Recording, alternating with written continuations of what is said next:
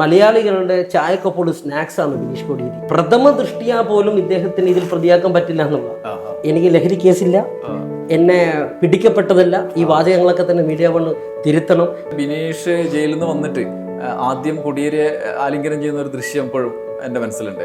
അത് എത്രമാത്രമാണ് എൻ്റെ അച്ഛൻ്റെ രോഗാവസ്ഥയെ ബാധിച്ചതെന്നുള്ള കൃത്യമായിട്ടുള്ള ബോധം എനിക്കുണ്ട്. ഇതാ തെളിവ് കിട്ടിയിരിക്കുന്നു, ഏറ്റവും വലിയ തെളിവ് ഇതാ, എല്ലാത്തിന്റെ തെളിവ് ഇതാ ഈ കിടക്കുക. കൊണ്ടുവെക്കായിരുന്നല്ലേ?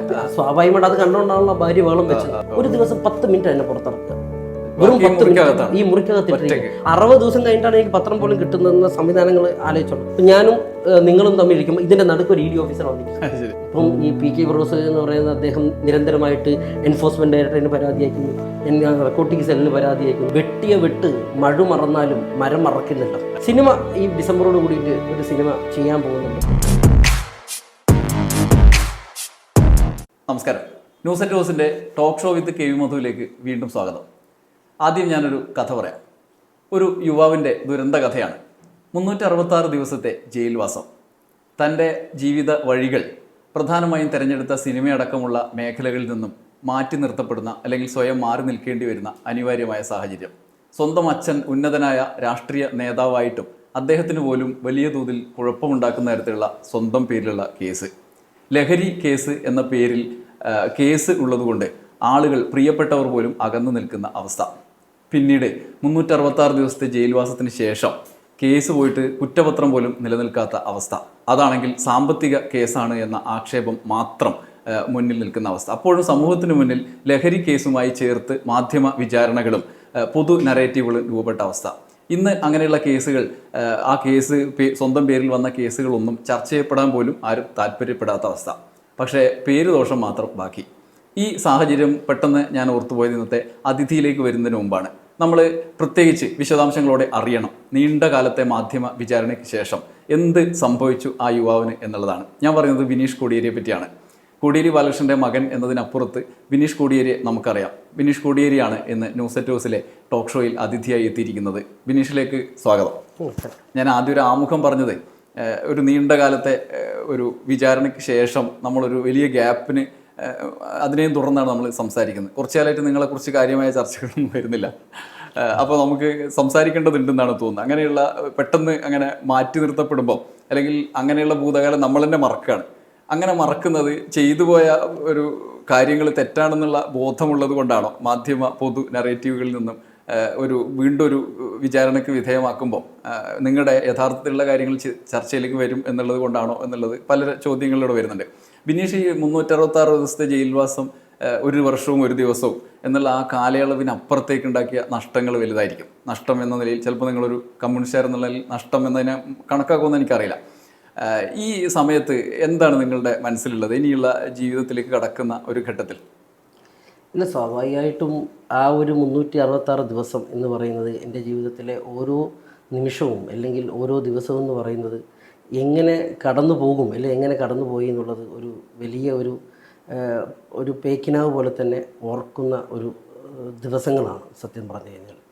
അപ്പോൾ എൻ്റെ പേരിൽ രജിസ്റ്റർ ചെയ്യപ്പെട്ടിരിക്കുന്ന കേസിനെ സംബന്ധിച്ച് പോലും കൃത്രിമമായ പ്രചരണമാണ് അല്ലെങ്കിൽ കൃത്രിമമായ പൊതുബോധമാണ് മാധ്യമങ്ങളുടെ ഭാഗത്തുനിന്നും മറ്റ് പ്രതിപക്ഷ പാർട്ടികളുടെ ഭാഗത്തു നിന്നുള്ള ആളുകളുടെ ഭാഗത്തു നിന്നും ഉണ്ടായിട്ടുള്ളത്. ലഹരി കേസ് എന്നുള്ളതാണ് ബിനീഷ് കോടിയേരിയെ സംബന്ധിച്ചിട്ട് മയക്കുമരുന്ന് കേസിൽ പെട്ടിരിക്കുന്ന ഒരാൾ എന്നുള്ളതാണ് നറേറ്റീവ് വച്ചിരിക്കുന്നത്. എനിക്കെതിരായിട്ട് ലഹരി കേസ് എന്ന് പറയുന്ന ഒരു കേസേ ഇല്ല. ആദ്യം എത്രയോ കാലമായിട്ട് നമ്മൾ പറഞ്ഞുകൊണ്ടേയിരിക്കുന്ന കാര്യങ്ങളാണ്, അല്ലെങ്കിൽ മാധ്യമങ്ങൾക്ക് അറിയാവുന്ന കാര്യങ്ങൾ അവരത് ഒരു അർദ്ധസത്യം എന്ന രീതിയിൽ മാത്രം പറയുന്നൊരു കാര്യമാണത്. പിന്നെ എനിക്കിതെന്തുകൊണ്ട് പറയാൻ സാധിക്കുന്നില്ല എന്നുള്ളത് ആണല്ലോ രണ്ടാമത്തെ വിഷയം. ഞാനിത് നിരന്തരമായിട്ട് പറഞ്ഞുകൊണ്ടേയിരുന്നാലും അത് ഒരു ഈ പറയുന്ന പോലെ ശ്രദ്ധിക്കപ്പെടുന്ന ഒരു രീതിയിൽ എത്തുകയല്ല എന്നുള്ളതും എനിക്കൊരു അവസരം കിട്ടുമ്പോൾ മാത്രം ഞാൻ പറയുക എന്ന രീതിയിൽ മാത്രമേ ഞാനതിനെ കണ്ടിട്ടുള്ളൂ. ഞാൻ മനസ്സിലാക്കുന്നത് ഞാനെന്തിനാണ് ഇതിങ്ങനെ പറഞ്ഞുകൊണ്ടിരിക്കുന്ന കാര്യം, അങ്ങനത്തെ ഒരു കേസ് എന്നെ സംബന്ധിച്ചിട്ടില്ല. പിന്നെ കൃത്രിമമായ ഒരു പൊതുബോധത്തിൻ്റെ സൃഷ്ടിയിൽ നിന്നും ഉത്ഭവിച്ച ഒരു നറേറ്റീവാണ് ഈ ലഹരി കേസ് എന്ന് പറയുന്നത്. ശരിക്കും ബിനീഷിനെതിരായ കേസ് എന്തായിരുന്നു? എൻ്റെ കേസ് എന്ന് പറയുന്നത് അനൂപ് മുഹമ്മദ് എന്ന് പറയുന്ന എൻ്റെ സുഹൃത്തായിരുന്ന ആൾക്ക് 2015 തൊട്ട് എനിക്കറിയാവുന്ന ഒരു സുഹൃത്താണ് അദ്ദേഹം. അദ്ദേഹവുമായി ബന്ധപ്പെട്ട് ഞാൻ ഹോട്ടൽ ബിസിനസ് നടത്താൻ വേണ്ടി ഈ എഗ്രിമെൻ്റ് വെച്ചിട്ട് അദ്ദേഹത്തിന് ഞാൻ പൈസ കൊടുത്തിട്ടുണ്ടായിരുന്നു. 2020 അദ്ദേഹത്തെ ഒരു ലഹരി കേസിൽ പിടിക്കപ്പെടുന്നു. 5 വർഷം കഴിഞ്ഞിട്ട് 2020 ആ 5 വർഷം കഴിഞ്ഞാണ് അദ്ദേഹത്തെ ഒരു ലഹരി കേസിൽ പിടിക്കപ്പെടുന്നു. ആ ലഹരി കേസിൽ പിടിക്കപ്പെടുന്ന സമയത്ത് അദ്ദേഹത്തിൻ്റെ മൊഴിയിൽ എനിക്ക് ഈ പറയുന്ന ഞാനുമായിട്ടുള്ള ഈ പറയുന്ന റെസ്റ്റോറൻറ്റിന് വേണ്ടി പണം മുടക്കി എന്നുള്ള ഒരു മൊഴി അദ്ദേഹം പറഞ്ഞു എന്നാണ് പ്രതിപക്ഷ പാർട്ടികളായിട്ടുള്ള ആളുകളിൽ നിന്നും ആരോപിക്കപ്പെട്ടത്. എന്നാൽ അദ്ദേഹം പറഞ്ഞിരിക്കുന്നത് കൃത്യമായിട്ടും ആ നർക്കോട്ടിക് ഇതിൻ്റെ പിടിക്കപ്പെട്ടിരിക്കുന്ന ആ കുറ്റപത്രം വായിച്ചു നോക്കിയാൽ തന്നെ മനസ്സിലാകും. നർക്കോട്ടിക്കിൻ്റെ കുറ്റപത്രം വായിച്ചു നോക്കിയാൽ തന്നെ മനസ്സിലാകും. അത് എനിക്കറിയാവുന്ന സുഹൃത്താണ്. ഈ ഹോട്ടൽ ബിസിനസ്സിന് വേണ്ടിയിട്ട് അദ്ദേഹം പണം വന്നിട്ടുണ്ടെന്ന് മാത്രമാണ്. അദ്ദേഹം ലഹരി കേസിൻ്റെ ഭാഗമായിട്ട് ഞാൻ അദ്ദേഹമായിട്ട് ഇടപെട്ടിട്ടുണ്ടെന്നോ അല്ലെങ്കിൽ ഞാൻ ലഹരിയുമായി ബന്ധപ്പെട്ട കാര്യങ്ങളായിട്ട് ഇടപെട്ടിട്ടുണ്ടെന്നുള്ള ഒരു നറേറ്റീവും അല്ലെങ്കിൽ ഒരു മൊഴി പോലും അദ്ദേഹം കൊടുത്തിട്ടില്ല. പക്ഷേ അത്തരത്തിലേക്കുള്ള മൊഴികളുണ്ട് എന്ന് പറഞ്ഞിട്ട് നിരന്തരമായ ഒരു ഈ പറഞ്ഞ പ്രസ്താവനകളും അത്തരത്തിലുള്ള നറേറ്റീവുകളും മനഃപൂർവ്വമായി സൃഷ്ടിച്ചുകൊണ്ട് നർക്കോട്ടിക് കൺട്രോൾ ബ്യൂറോയ്ക്ക് ഉണ്ടായിരുന്നൊരു കേസിനെ എൻഫോഴ്സ്മെൻറ്റ് ഡയറക്ടറിലേക്ക് സാമ്പത്തികപരമായിട്ടുള്ളൊരു കുറ്റകൃത്യത്തിലേക്ക് ഇതിനെ നയിക്കപ്പെടുവാൻ വേണ്ടിയിട്ട് വലിയ രീതിയിലുള്ള ഒരു പ്ലാൻ നടന്നിട്ടുണ്ട്. ആ പ്ലാനിൻ്റെ ഭാഗമായിട്ടാണ് എൻഫോഴ്സ്മെൻറ്റ് ഡയറക്ടറേറ്റ് അവതരിക്കുന്നത്. ED സ്വാഭാവികമായിട്ടും കേസെടുക്കുമ്പോൾ EDക്ക് അവർക്ക് ആവശ്യമുള്ള ഉള്ള കാര്യങ്ങൾ മാത്രമേ അവർ അന്വേഷിക്കുള്ളൂ. അല്ലെങ്കിൽ ED എന്ന് പറയുന്ന സംവിധാനം എത്തരത്തിലാണ് ഇപ്പോൾ ഇന്ത്യയിൽ പ്രവർത്തിക്കുന്നത് എന്ന് എല്ലാവർക്കും അറിയാവുന്ന കാര്യമാണ്. ഇപ്പോൾ ഭരിക്കുന്ന പാർട്ടിയുടെ ഭാഗമായിട്ടുള്ള RSSൻ്റെ ഭാഗമായിട്ടുള്ള സംഘപരിവാറിൻ്റെ ഭാഗമായിട്ടുള്ള നരേറ്റീവിൽ വർക്ക് ചെയ്യപ്പെടുന്ന ഒരു ഏജൻസിയാണ് എൻഫോഴ്സ്മെൻറ്റ് ഡയറക്ടറേറ്റ് എന്നുള്ള വലിയ ആക്ഷേപം എല്ലാ പ്രതിപക്ഷ പാർട്ടികളും ഉയർത്തിക്കൊണ്ടുവരുന്ന കാലഘട്ടത്തിലൂടെയാണ് ഒരു 5-10 വർഷമായിട്ട് ഇന്ത്യ കടന്നുപോയിക്കൊണ്ടിരിക്കുന്നത്. ആ ഒരു സമയത്ത് ഈ പറയുന്ന രീതിയിൽ എൻഫോഴ്സ്മെൻറ്റ് ഡയറക്ടറേറ്റ് എനിക്കെതിരായിട്ട് ഒരു കേസ് രജിസ്റ്റർ ചെയ്യാൻ വേണ്ടി തയ്യാറാവുകയും ആ കേസ് രജിസ്റ്റർ ചെയ്തപ്പോൾ ഞാൻ നർക്കോട്ടിക് കേസിൽ പ്രതിയേയല്ല, പക്ഷെങ്കിൽ കേസ് എടുത്തിരിക്കുന്ന പ്രെഡിക്കേറ്റഡ് ഒഫൻസിൽ എൻഫോഴ്സ്മെൻറ്റ് ഡയറക്ടറേറ്റിൻ്റെ നിയമപ്രകാരം പ്രെഡിക്കേറ്റഡ് ഒഫൻസുമായി ബന്ധപ്പെട്ട് രജിസ്റ്റർ ചെയ്ത ഒരു കേസിൽ ഒരാൾ പ്രതിയാവണമെങ്കിൽ അദ്ദേഹം പ്രെഡിക്കേറ്റഡ് ഒഫൻസിലും പ്രതിയാവണം. അല്ലാതെ EDക്ക് കേസെടുക്കാം. EDക്ക് സ്വന്തമായിട്ട് കേസെടുക്കാനുള്ള അധികാരമുണ്ട്, സ്വന്തമായിട്ട് കേസ് നിലനിർത്താനുള്ള അവകാശം ഒക്കെയുണ്ട്. പക്ഷേ എൻ്റെ കാര്യത്തിൽ വരുമ്പോൾ അതിന് എല്ലാം വിഭിന്നമായിട്ട് പ്രെഡിക്കേറ്റഡ് ഒഫൻസിൽ പ്രതിയല്ലാത്ത ഒരാൾ പ്രെഡിക്കേറ്റഡ് ഒഫൻസുമായി ബന്ധപ്പെട്ട് ചാർജ് ചെയ്യപ്പെട്ട ഒരു കേസിൽ എങ്ങനെ പ്രതിയാകും എന്നുള്ളതാണ് ക്വസ്റ്റ്യൻ. അപ്പോൾ ഒന്നും പാലിക്കപ്പെടുന്നില്ല. മനഃപൂർവ്വമായിട്ടൊരു പൊളിറ്റിക്കൽ അജണ്ട വെച്ച് മാത്രം അതിൻ്റെ അകത്ത് ഈ പറയുന്നത് ചെയ്യുന്നു. അങ്ങനെ രംഗപ്രവേശനം ചെയ്ത ED പോലും പറഞ്ഞിരിക്കുന്നത് ഞാൻ ഈ പറയുന്ന പോലെ തന്നെ നർക്കോട്ടിക് കേസുമായിട്ട് ബന്ധപ്പെട്ട് നർക്കോട്ടിക്കായിട്ട് വിപണനം നടത്തിയെന്നോ ഒന്നുമല്ല. ഞാൻ അദ്ദേഹത്തിന് പൈസ കൊടുത്തിട്ടുണ്ട്, ആ പൈസ വെച്ച് അദ്ദേഹം ലഹരി വിപണനം നടത്തിയിട്ടുണ്ട്. അതാണ് അതിൻ്റെ സ്ഥാനം. അങ്ങനെയുള്ളൊരു കേസിൽ ഞാൻ നർക്കോട്ടിക് കേസിൽ പ്രതിയാണ് എന്നുള്ള നരേഷനാണ് നിരന്തരമായിട്ട് നടത്തിക്കൊണ്ടിരുന്നത്. ഈ വർഷം എത്രയോ വർഷമായിട്ട്. അപ്പോൾ അതുമായി ബന്ധപ്പെട്ടിട്ടുള്ള കേസുമായി ബന്ധപ്പെട്ട് ഞാൻ ജയിലിലാവുന്നു. ഇപ്പോൾ നിങ്ങൾ സൂചിപ്പിച്ച പോലെ തന്നെ ഏകദേശം 366 ദിവസത്തോളം ഞാൻ ജയിലിൽ കിടക്കുന്നു. അതിനുശേഷം ഞാൻ പുറത്ത് വന്നതിന് ശേഷം എനിക്ക് എൻ്റെ ഈ പെറ്റീഷൻ ഞാൻ ഹൈക്കോടതിയിൽ ഫയൽ ചെയ്യുന്നു. ആ ഫയൽ ചെയ്ത സമയത്ത് ഹൈക്കോടതി പറഞ്ഞൊരു വാചകം എന്ന് പറഞ്ഞാൽ പ്രഥമ ദൃഷ്ടിയാ പോലും ഇദ്ദേഹത്തിന് ഇതിൽ പ്രതിയാക്കാൻ പറ്റില്ല എന്നുള്ള. പ്രഥമ ദൃഷ്ടിയാൽ പോലും പ്രൈമാ ഫേഷ്യ പോലും ഇദ്ദേഹത്തിന് അത് പ്രതിയാക്കാൻ പറ്റില്ല എന്ന് പറഞ്ഞിട്ടാണ് കേസ് തള്ളിക്കളഞ്ഞിട്ടുള്ളത്. അങ്ങനെ തള്ളിക്കളഞ്ഞൊരു കേസിൽ പക്ഷേ തള്ളിക്കളഞ്ഞ സമയത്ത് എല്ലാ മാധ്യമങ്ങളും അത് 1 വർഷത്തോളം എൻ്റെ ആ 1 വർഷം എന്ന് പറയുന്നത് ജയിലിൻ്റെ അകത്തുള്ള അനുഭവങ്ങളും പുറമേയുള്ള അനുഭവങ്ങളും എൻ്റെ വീട്ടുകാർ, എൻ്റെ അച്ഛൻ, എൻ്റെ അമ്മ, എൻ്റെ ഭാര്യ, എൻ്റെ മക്കൾ, എൻ്റെ സുഹൃത്തുക്കൾ, എൻ്റെ കൂടെ നിന്ന സുഹൃത്തുക്കൾ അവരൊക്കെ അനുഭവിച്ച വല്ലാത്തൊരു മാനസികാവസ്ഥയുണ്ട്. അപ്പോൾ ഞാൻ മാത്രം അനുഭവിച്ചു എന്നുള്ളതല്ല ഞാനതിനെ കാണുന്നത്. എൻ്റെ കൂടെ നിന്നിരുന്ന ഒരു ഇത്രയും വളരെ ചുരുക്കം കുറച്ച് ആളുകളായിരിക്കാം അവർക്ക് സമൂഹത്തിൻ്റെ അവരുടെ കൂടെ നിൽക്കുന്ന ആളുകളിൽ നിന്നും അവർ കളിയാക്കൽ നേരിടേണ്ടി വരുന്നു. എൻ്റെ സഖാക്കളോ ബിനീഷിൻ്റെ കൂടെ ബിനീഷിൻ്റെ ഫോട്ടോ ഇട്ട ആളുകളെ പോലും കളിയാക്കുന്നു. ബിനീഷിൻ്റെ ഫോട്ടോ വെച്ചിട്ട് അന്ന് ഒരു ഫേസ്ബുക്കിൽ ഇത് ഇന്ന രീതിയിലല്ല ബിനീഷേട്ടനെ ഞങ്ങൾക്ക് അറിയാം എന്ന് പറഞ്ഞ് പോസ്റ്റ് ചെയ്ത ആളുകളെ പോലും ആ പോസ്റ്റിൻ്റെ ആ അടിയിൽ വന്നിരിക്കുന്ന കമൻസുകൾ പോലും അവർക്ക് പോലും താങ്ങാൻ പറ്റാത്ത രീതിയിൽ അവർക്കും പൊതുസമൂഹത്തിൽ ഇറങ്ങി നടക്കാൻ പറ്റാത്ത തരത്തിലേക്ക് അവർ ആക്രമിക്കപ്പെടുന്നു. അതൊക്കെ ഒരു മറ്റൊരാൾക്ക് അല്ലെങ്കിൽ മറ്റൊരു രാഷ്ട്രീയ നേതാവിൻ്റെ മകനോ മകൾക്കോ അല്ലെങ്കിൽ മറ്റാൾക്കാർക്ക് ആർക്കെങ്കിലും അത്തരത്തിൽ ഉണ്ടായിട്ടുണ്ടോ എന്ന് എനിക്കറിയില്ല. അപ്പം ഞാൻ എന്തെങ്കിലും ഒരു തെറ്റ് ചെയ്തതിൻ്റെ ഭാഗമായിട്ട് അല്ലെങ്കിൽ അത്തരത്തിലുള്ളൊരു ഭാഗമായിട്ടായിരുന്നു നമ്മൾ ഇത്തരത്തിലുള്ളൊരു അനുഭവിക്കേണ്ടി വന്നതെന്നുള്ളത് ഓക്കെ, നമ്മളതിന് തയ്യാറാണ്, നമ്മൾ മാനസികമായിട്ടും അതിന് തയ്യാറാവും. നമ്മൾ അത്തരത്തിലുള്ള ഒരു തെറ്റിൻ്റെ ഭാഗമായിട്ടാണല്ലോ നമ്മൾ പിടിക്കപ്പെട്ടിരിക്കുന്നത് എന്നുള്ളതിൻ്റെ ഒരു കുറ്റബോധം പോലും നമുക്കുണ്ടാവും. ഇതെനിക്ക് ഉണ്ടായിരുന്ന ഒരു കൃത്യമായ ഒരു ബോധം എന്ന് പറയുന്നത് ഞാൻ തെറ്റ് ചെയ്തിട്ടില്ല. അത് അച്ഛൻ തന്നെ എൻ്റെ അടുത്ത് ഞാനൊരു വലിയ രീതിയിലേക്ക് മാനസികമായിട്ട് തളർന്നു പോകുമോ എന്ന രീതിയിലേക്കുള്ളൊരു ചിന്ത അച്ഛന് വന്നപ്പോൾ അച്ഛൻ തന്നെ എടുത്ത് പറഞ്ഞു, നീ ഇത്തരത്തിലുള്ള കേസിൽ വന്നാൽ ഇതിൽ നിന്നും പുറത്തോട്ട് വരണം, പുറത്തോട്ട് ഇറങ്ങിയാലും ജനങ്ങളുടെ മുമ്പിൽ ഫേസ് ചെയ്ത് നിൽക്കണം, നീ കുറ്റവാളിയല്ല എന്നുള്ളതും ഈ പറയുന്ന തെളിയിക്കേണ്ട ഉത്തരവാദിത്വം നിൻ്റേത് മാത്രമായിട്ട് മാറുകയാണ്, അപ്പോൾ നീ സ്ട്രോങ് ആയിട്ട് നിന്നോളണം എന്ന രീതിയിലേക്കുള്ള ഒരു അവബോധം എനിക്ക് അച്ഛൻ തന്നെ സൃഷ്ടിച്ചെടുത്തതാണ്. അങ്ങനെ സൃഷ്ടിച്ചെടുത്തുകൊണ്ട് മാത്രമാണ് ശരിക്കും പറഞ്ഞു കഴിഞ്ഞാൽ നമ്മൾ വലിയ മനസ്ഥിതിയുള്ളത് അതിനൊക്കെ പൊരുത്തപ്പെട്ടൊക്കെ പോകുമായിരിക്കും. പക്ഷേ ആ ജയിലിൻ്റെ അകത്ത് വെച്ചുള്ളതും കസ്റ്റഡിയിൽ വെച്ചിട്ടൊക്കെയുള്ള ദേഹോപദ്രവം ഏൽപ്പിച്ചിട്ടില്ല എന്നുള്ളത്. പക്ഷേ ദേഹോപദ്രവം എന്നൊരു പ്രശ്നമേ അല്ല. ദേഹോപദ്രവമൊക്കെ നമുക്ക് അടി കൊണ്ടാൽ കുറച്ച് ദിവസം കഴിഞ്ഞ് മാറും, അല്ലെങ്കിൽ ദേഹത്തിൻ്റെ വേദനയൊക്കെ നമുക്ക് അതൊക്കെ ദേഹോപദ്രവം എനിക്ക് സമരസംഘടനാ പ്രവർത്തനമായിട്ട് എത്രയോ പ്രാവശ്യം അടി കിട്ടിയിട്ടുണ്ട്.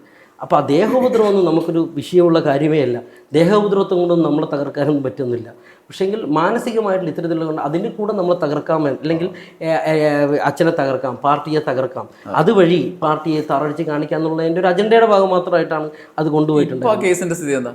ഇപ്പം കേസ് ഒന്നുമില്ല, കേസ് പിൻവലിച്ചിരിക്കുന്നു. ഇത്ര കാലമായിട്ടും 3 വർഷമായി. 3 വർഷമായിട്ടും ബിനീഷ് ഒരുപക്ഷെ ഇത്രയധികം വിചാരണ ചെയ്യപ്പെട്ടൊരു മാധ്യമ ലോകത്ത് വന്നത് ആ നിലയിലുള്ള ഒരു വിശദീകരണം ഇതിന് തയ്യാറാവാത്ത എന്താണ്ടായിരിക്കും?